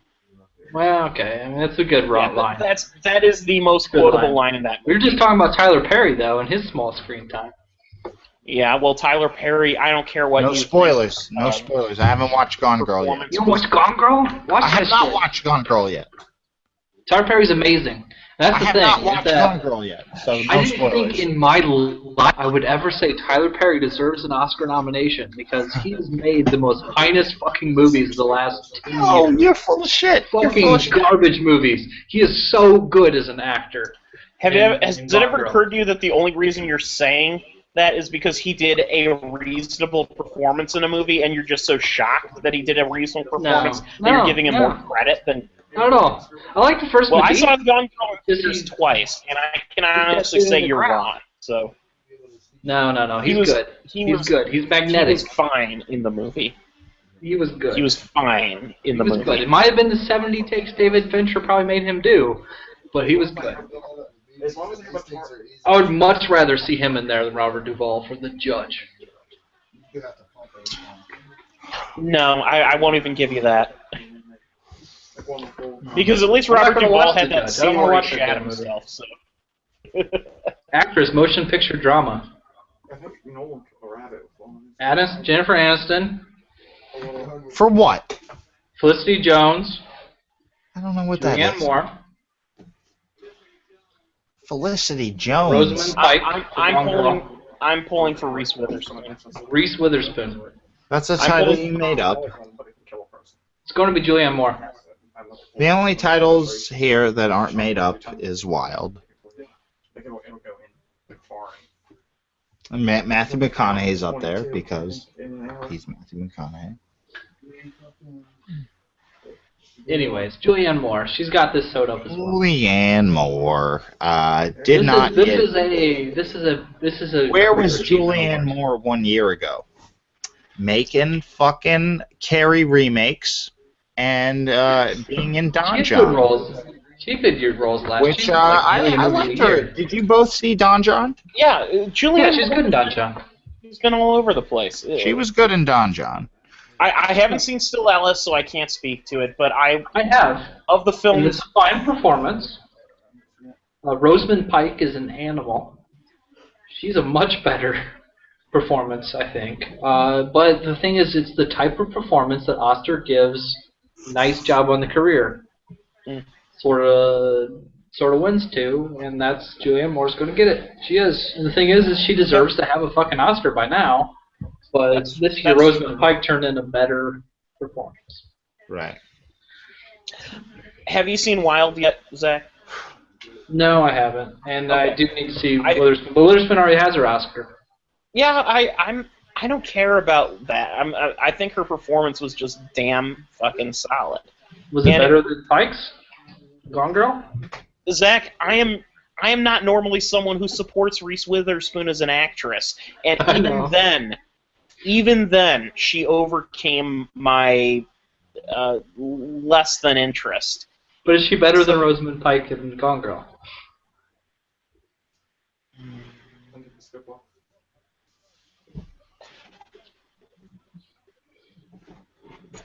I'm not sure how to answer that question. That's very kind of different performances. I know. It's a whole different movie. But that's what these awards are about. These awards aren't the best actress in Wild. It's not. Yeah, I got a mull on that question, honestly. The one thing I will say is if David Fincher doesn't get a Best Director nomination for Gone Girl, it is bullshit beyond belief, because as a directorial accomplishment, if there was one this year, perhaps even more than Iñárritu in Birdman or Linklater in Boyhood. They're doing actor now. Ooh. Okay, this is very interesting. Jake Gyllenhaal. That's who I want to win. Wait, did Redmayne just won?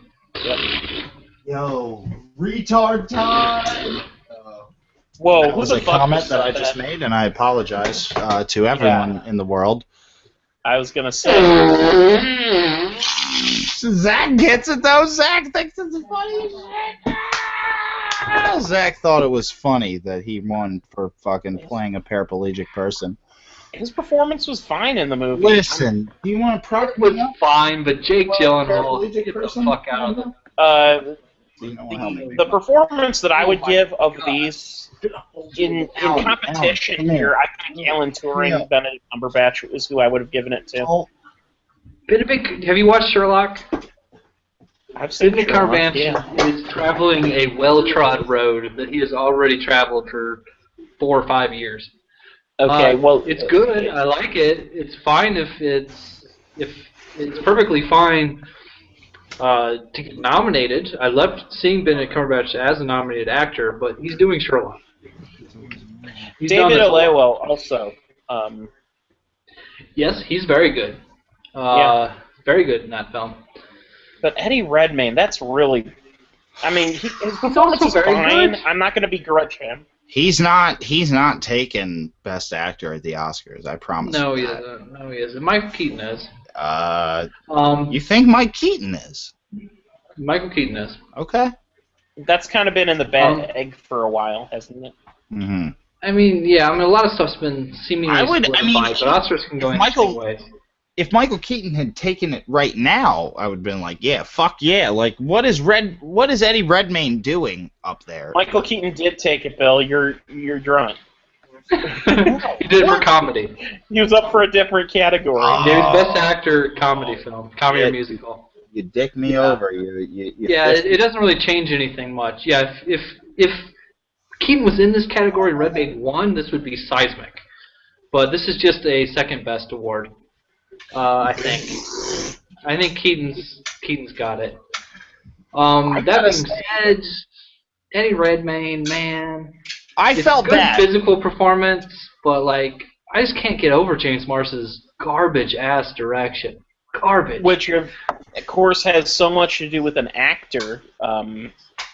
Yeah, but I think Redmayne's performance is fine. Stop knocking it. No, I agree with what Zach is saying. Like, I think he went too far with it. Like, did you see it, Bill? I did. I watched the whole film, and to quote Tropic Thunder, he went full retard.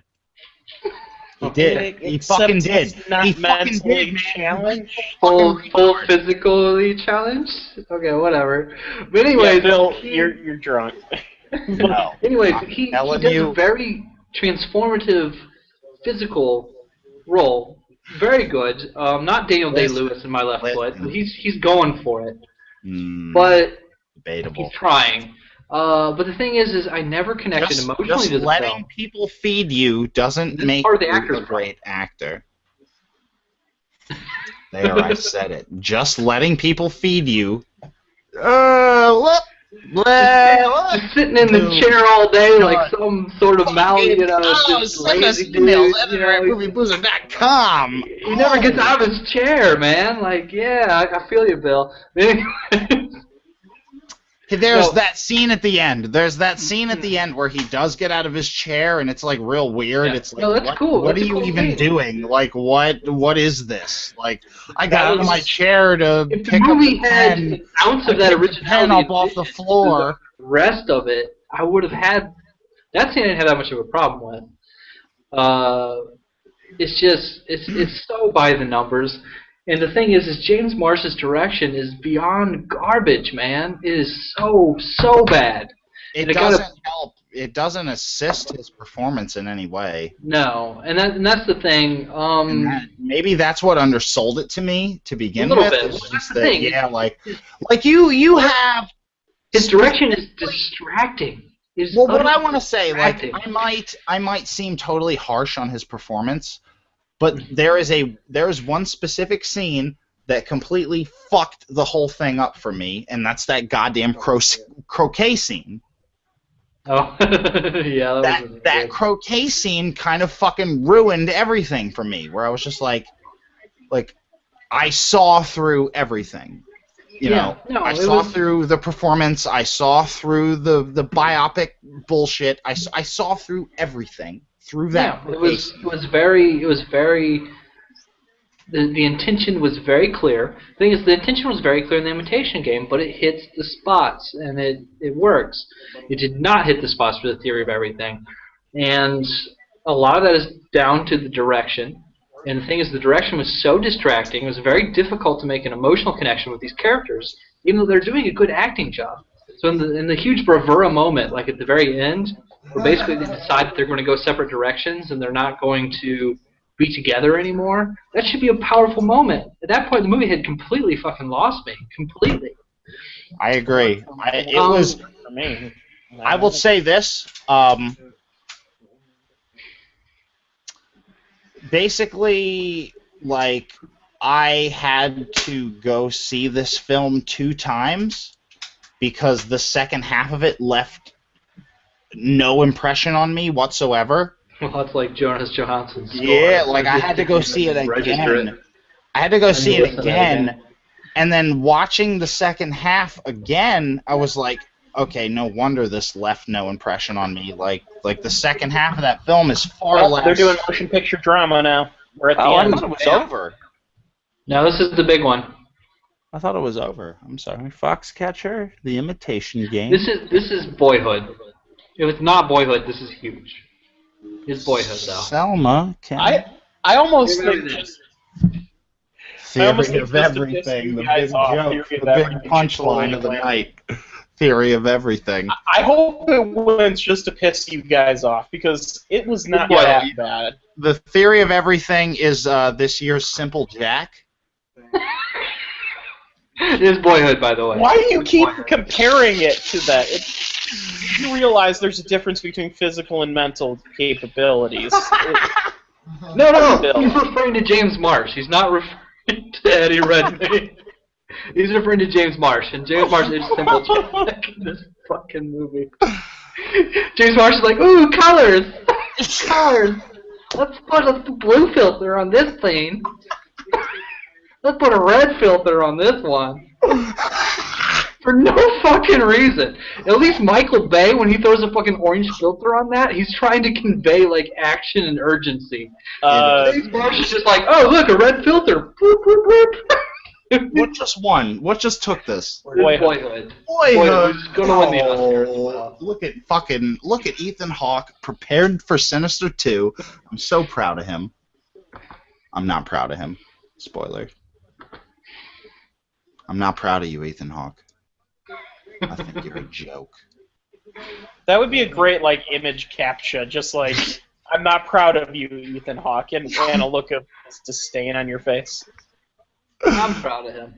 Good job, Boyhood. Boyhood was good. It was very good. I would be perfectly happy if it wins the Oscar. Back to Margaret Cho racism. Was she back? Oh Seriously? My God. Oh, yeah. What was that? Did they cut to Margaret Cho one more time? Dude, yes, why didn't they get fucking what's his name? Why didn't they get the interview guy? Yeah, the last thing you saw of this was why didn't they get Randall Park to do this? I don't know. Or just Margaret Cho to beat Kim Jong-il again. That would be great. Because Fey and Amy Poehler know Margaret Cho, and so they were able to get her. That's why. Well, yeah, no, but they should have had her do Kim Jong-il. That would have been kind of funny. Instead of, like, I think she had a Venezuelan flag on her. Like, she was not North Korean, but she was North Korean.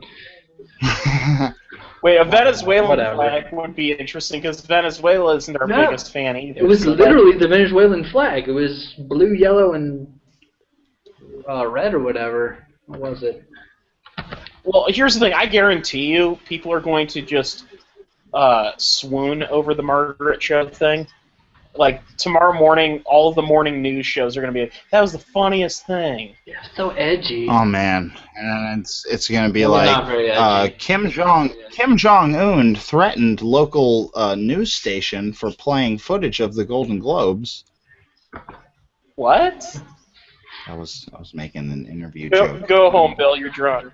I guess it wasn't that funny. I apologize, but it made so little sense. North Korean terrorists are going to threaten the Golden Globe people, and they're going to be like, "How dare you? How dare you?" They're foreign writers. They're all North Korean. How dare you give that award to Eddie Redmayne? I don't care. It was a fun performance. You apparently care because you did nothing but spend the last 15 minutes ranting and raving. But how terrible that was mostly me. Right, you're ranting and raving about a movie versus the performance in that movie. No, the performance was fine. It was fine. Like I said, there were a handful of scenes where the direction crept into his performance. Exactly. If he had actually had a good director, he would have joined this video. Oh, this that's shit a little is late. More interesting. Nothing like late. Go over. Fashionably late. Just as the Golden Globes have ended, Hawk Ripjaw shows up. Literally now, the credits are rolling. Live stream. In fact, the friggin' news just came on. So yeah, you So what are your thoughts, Hawk? I don't know who won. All right. You haven't even been watching. You know, that son of a bitch. What the hell? Come on.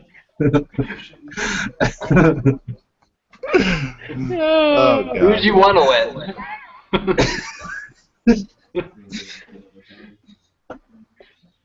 Oh man. I can't. It's just such a random thing. Just shows up and it's like, hey, what happened? Let's keep the broadcast going. Let's keep this recording going. Oh yeah, I'm still here for a moment at least. I'm okay. Yeah, I've still got half a cup of vodka more, so I'm set. I'm still working on my wine. I do have one thing though that I have to It's say. only 7:06 in the morning over here, and it's still pitch black dark. Yeah. Yeah. I just have to say this. Okay. 3, 2, 3, 4. 4, 2, 3, and. These men are pawns at the price of 20,000 dirham on their heads. Next, they will be hanged as the messenger of God. Songwriters came to Ishtar to break into show business. Here we go.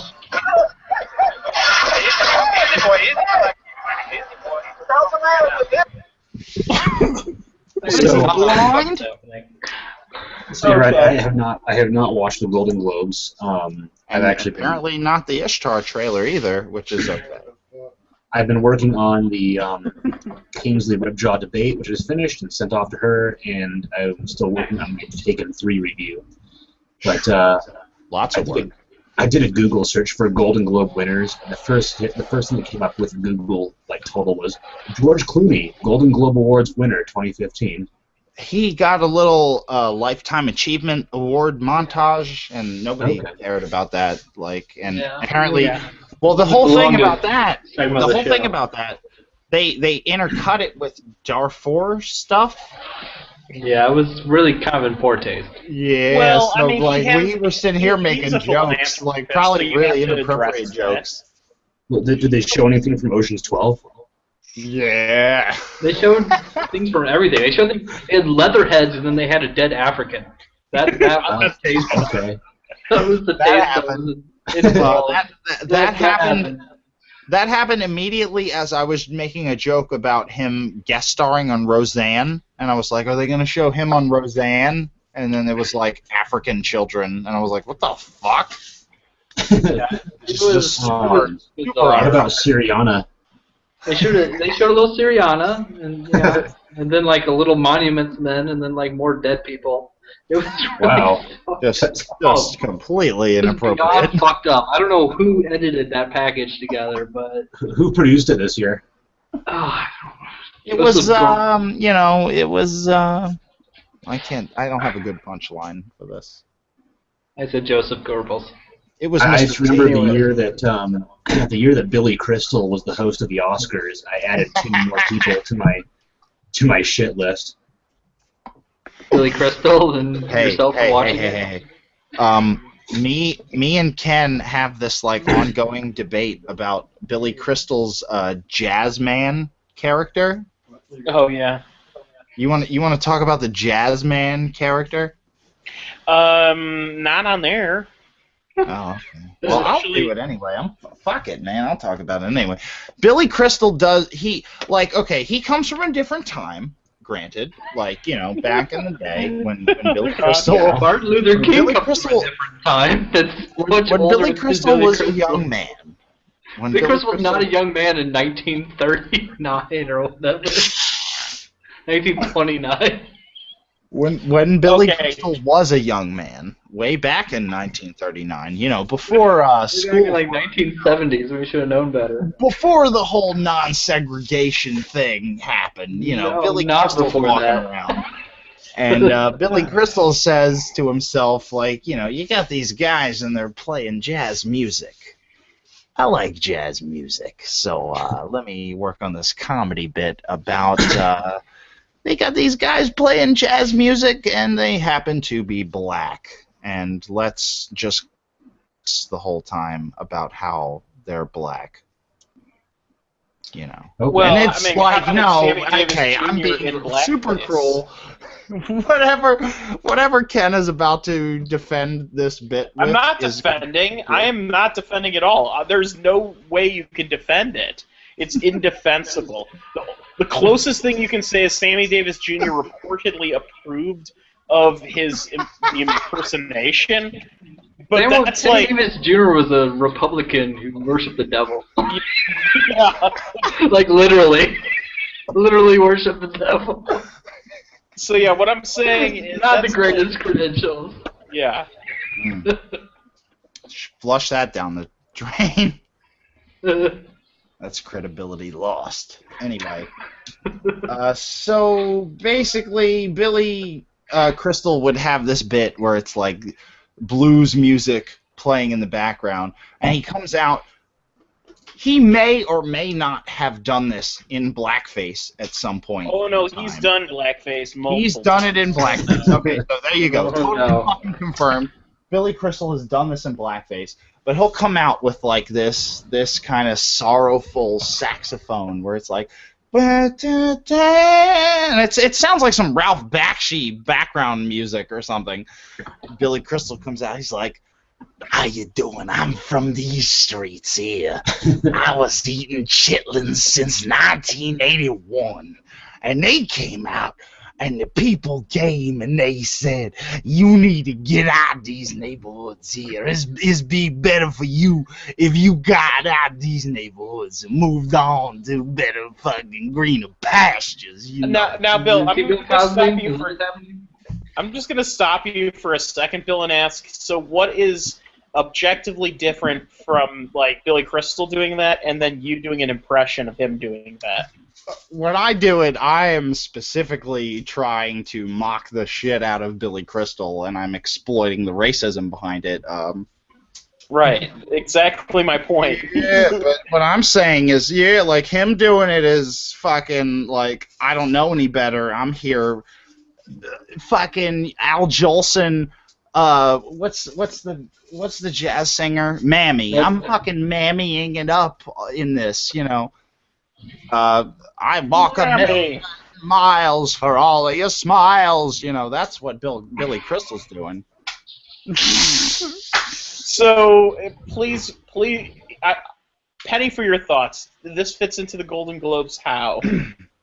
Billy Crystal was known for hosting the Oscars. Okay. For a long time. But, like, Same how thing. do you think... Did Billy Crystal host the year that Morgan Freeman won for Glory? You know? Like, No. did he, you know, he said... Yes. Was he like, here you go, Morgan Freeman. Sugarfoot Lemon Man says hi. How much have you had to drink, Bill? Quite a bit. We've noticed. That's not true. That's strike that from the record. That's not true. It cannot be struck from the record. We're recording live. It's on the internet forever. That's struck from the record because that was a lie. That was slander. That was libel. The record is immortal. We're live. That's what the yellow box at the top of the screen means. To answer your question, Billy Crystal's first host, it was 1990. And the movie Glory came out in, I believe, 87? I thought Rory was 89. 89? It was 89, Oh, yeah. which means that So- the award would have been awarded at the 1990 Oscars. So there we go. That was false enthusiasm. Let me see that really quick. Let's look up 1990 Oscars. Who won the Oscars at 1990? Did Glory get awards in 1990? That's Google can only go so fast. Calm the fuck down. This is retarded because this is so far Okay, from the here- point I was trying to make. Okay, you're looking at the 63rd Academy Awards? 62nd, I think. And then there's the 62nd. Oh, yeah, okay, yeah, 62nd is the one we're looking for. Because it's the best films of '89. Right. What's going on? I'm not seeing Glory anywhere, so Glory must not have been an '89 film. Yeah, must not have been 89. No, here it is. It's 62. Here's Glory. 62. Glory was not. 60 No, seconds.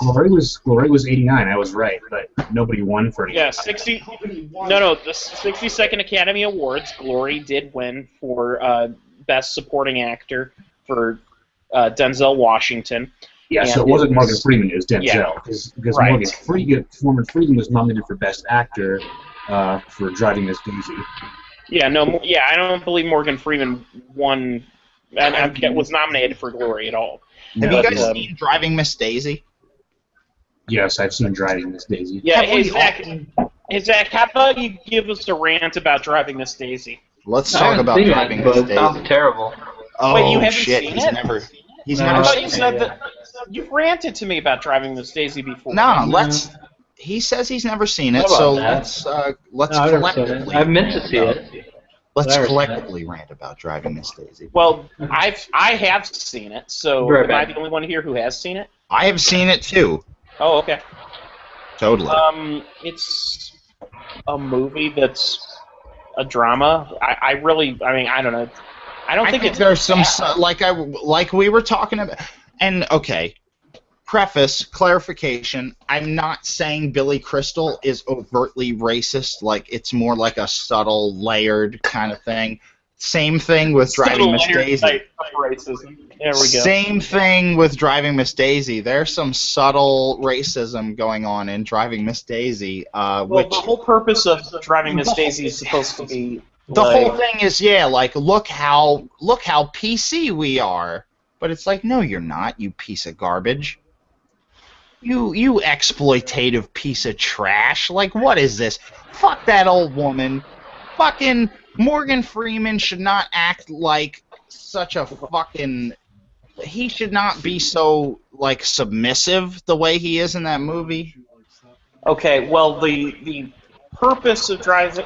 Like, the story behind Driving Miss Daisy is this wealthy woman who's brought up in a culture where black people were just not, they were usually the help for her, spends a good portion of her life with her driver being Morgan Freeman, and Morgan Freeman essentially develops a close bond with her and arguably becomes a closer friend to her than any other person, even though, against the odds, he is, a black person as opposed to that. It's not... I would not call Driving Miss Daisy a particularly great film. I don't think it deserved Best Picture. Mm-mm. But I would not say subtly racist. I think it. I don't think it's subtly racist. I think it's contending with racial issues in an interesting way. It just, it's a soap opera-y kind of movie. It works as a drama, but I don't think it goes beyond that in any way, shape, or form. If you look at it in modern eyes, though, where it's like, fuck that old lady. I don't give a shit how bad the movie wants you to sympathize with her. Fuck that old lady. She's racist deep down. Yeah, well, that's... No matter what happens, she's fucking racist. Well, you see, the thing, part of the film Fuck is... that old lady. Part of the film is about how that lady learns to not be so racist by... She learns, but here's the thing, though. She learns based on one person. It's not like, Right, I respect the whole race. I just respect Morgan Freeman now. No, that's not how it works. That's not how the world works. And that's, in fact, I'll make this argument with you. Her character arc is the equivalent of saying, I'm not racist, I have black friends. Is it not? I guess you could make that argument, You potentially. could totally fucking make that argument. She's racist, and she doesn't end up not being racist. She's just not racist against Morgan Freeman at the end. What a wonderful note to go out on this evening. I made my point, though. I'm not, yeah, I'm fucking drunk, but I made my point. She is... I think that's really the bad taste that movie left in my mouth when I watched it. I was like, who cares? Who fucking cares? Like, you care about Morgan Freeman now, but you're still kind of racist, yeah. I don't want to get into, there's a lot of heavy issues that come with it, but it's like, just accepting one person, it doesn't change anything. Mm-hmm. There were plenty of Frederick Douglass got a lot of respect. It didn't change the people he associated with. Like, those were still probably racist motherfuckers. Wait, Frederick Douglass? Yeah, Frederick Douglass. Okay, what are you referring to about him, though? Frederick Douglass associated with abolitionists. Maybe most of those abolitionists. I'm getting off topic. No, I totally fucked my point. Yeah, like wait, I'm not even. I'm not following you at all. I completely fucked my point in the ass by bringing up Frederick Douglass. So I mean, are you? Are we still talking about Driving Miss Daisy? We're talking about Driving Miss Daisy. That's a good. My whole point was that Driving Miss Daisy learns to accept a single black person. She does not learn to accept black people. You understand? She's still racist. When so the Golden Globes. Well, time out. Zach's back, and I want Zach's input on this. Zach. He hasn't seen it, so yeah, but he has no input. Like, even before I watched Driving Miss Daisy, I knew what the fuck it was. So, Zach, at the end of Driving Miss Daisy, she learns to accept one black person, not black people. Is that I think Driving Miss Daisy is probably the single most descriptive movie title of all time. Can anybody think of another movie title that more accurately describes the plot of the film than it is? I would say that it would make for a wonderful porno parody title too. That's right. Driving Miss Daisy. Ew. Yeah. It exists somewhere. It exists. So how do you? Okay, all right. So Hawk, join us late now. What would you like to know about the Golden Globes? Well, I just looked up the winners, and I'm not surprised by any of them whatsoever. Like literally. Oh, man. Yeah, that's the thing. Is like nothing. This was all. I wonder if Boyhood's gonna win Best Drama. That was bullshit. And I know that. I mean, every single winner was an absolute shoo-in, a total given. Eddie At this Redmayne's point, theory of everything was interesting. That was interesting. Was it a fun show? I mean, did Amy Poehler and Tina Fey were they entertaining? Not really. Is it grating at this point? Yeah, they were pushing it a little bit. They basically played a whole interview angle that did not work as well as they wanted it to. You know the comedian Margaret Cho? Yes. She appeared as Kim Jong-un. And no, she appeared as a unspecified Asian totalitarian person. Right. Okay, whatever. Either way, it was far be it for me to point out something which is mildly culturally insensitive. My comments towards Theory of Everything, that was very culturally insensitive, and I want to apologize. But James Marsh for being a hack. Yeah, that. Yeah. Anyways, hacks are a long and proud tribe. So that was pretty much the highlight of the show. Was looking at that. Not really. You didn't miss a whole lot, Hawk.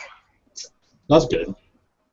So I'll tell you what. Our Oscar stream this year. If anybody's watching this video pre-Oscar stream, I'm gonna see.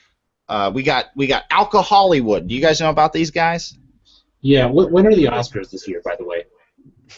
February 23rd. There you go. Okay, I'll just take the next day off from work. Mm-hmm. I'm gonna personally. That Monday. No, sorry, February 22nd. Okay.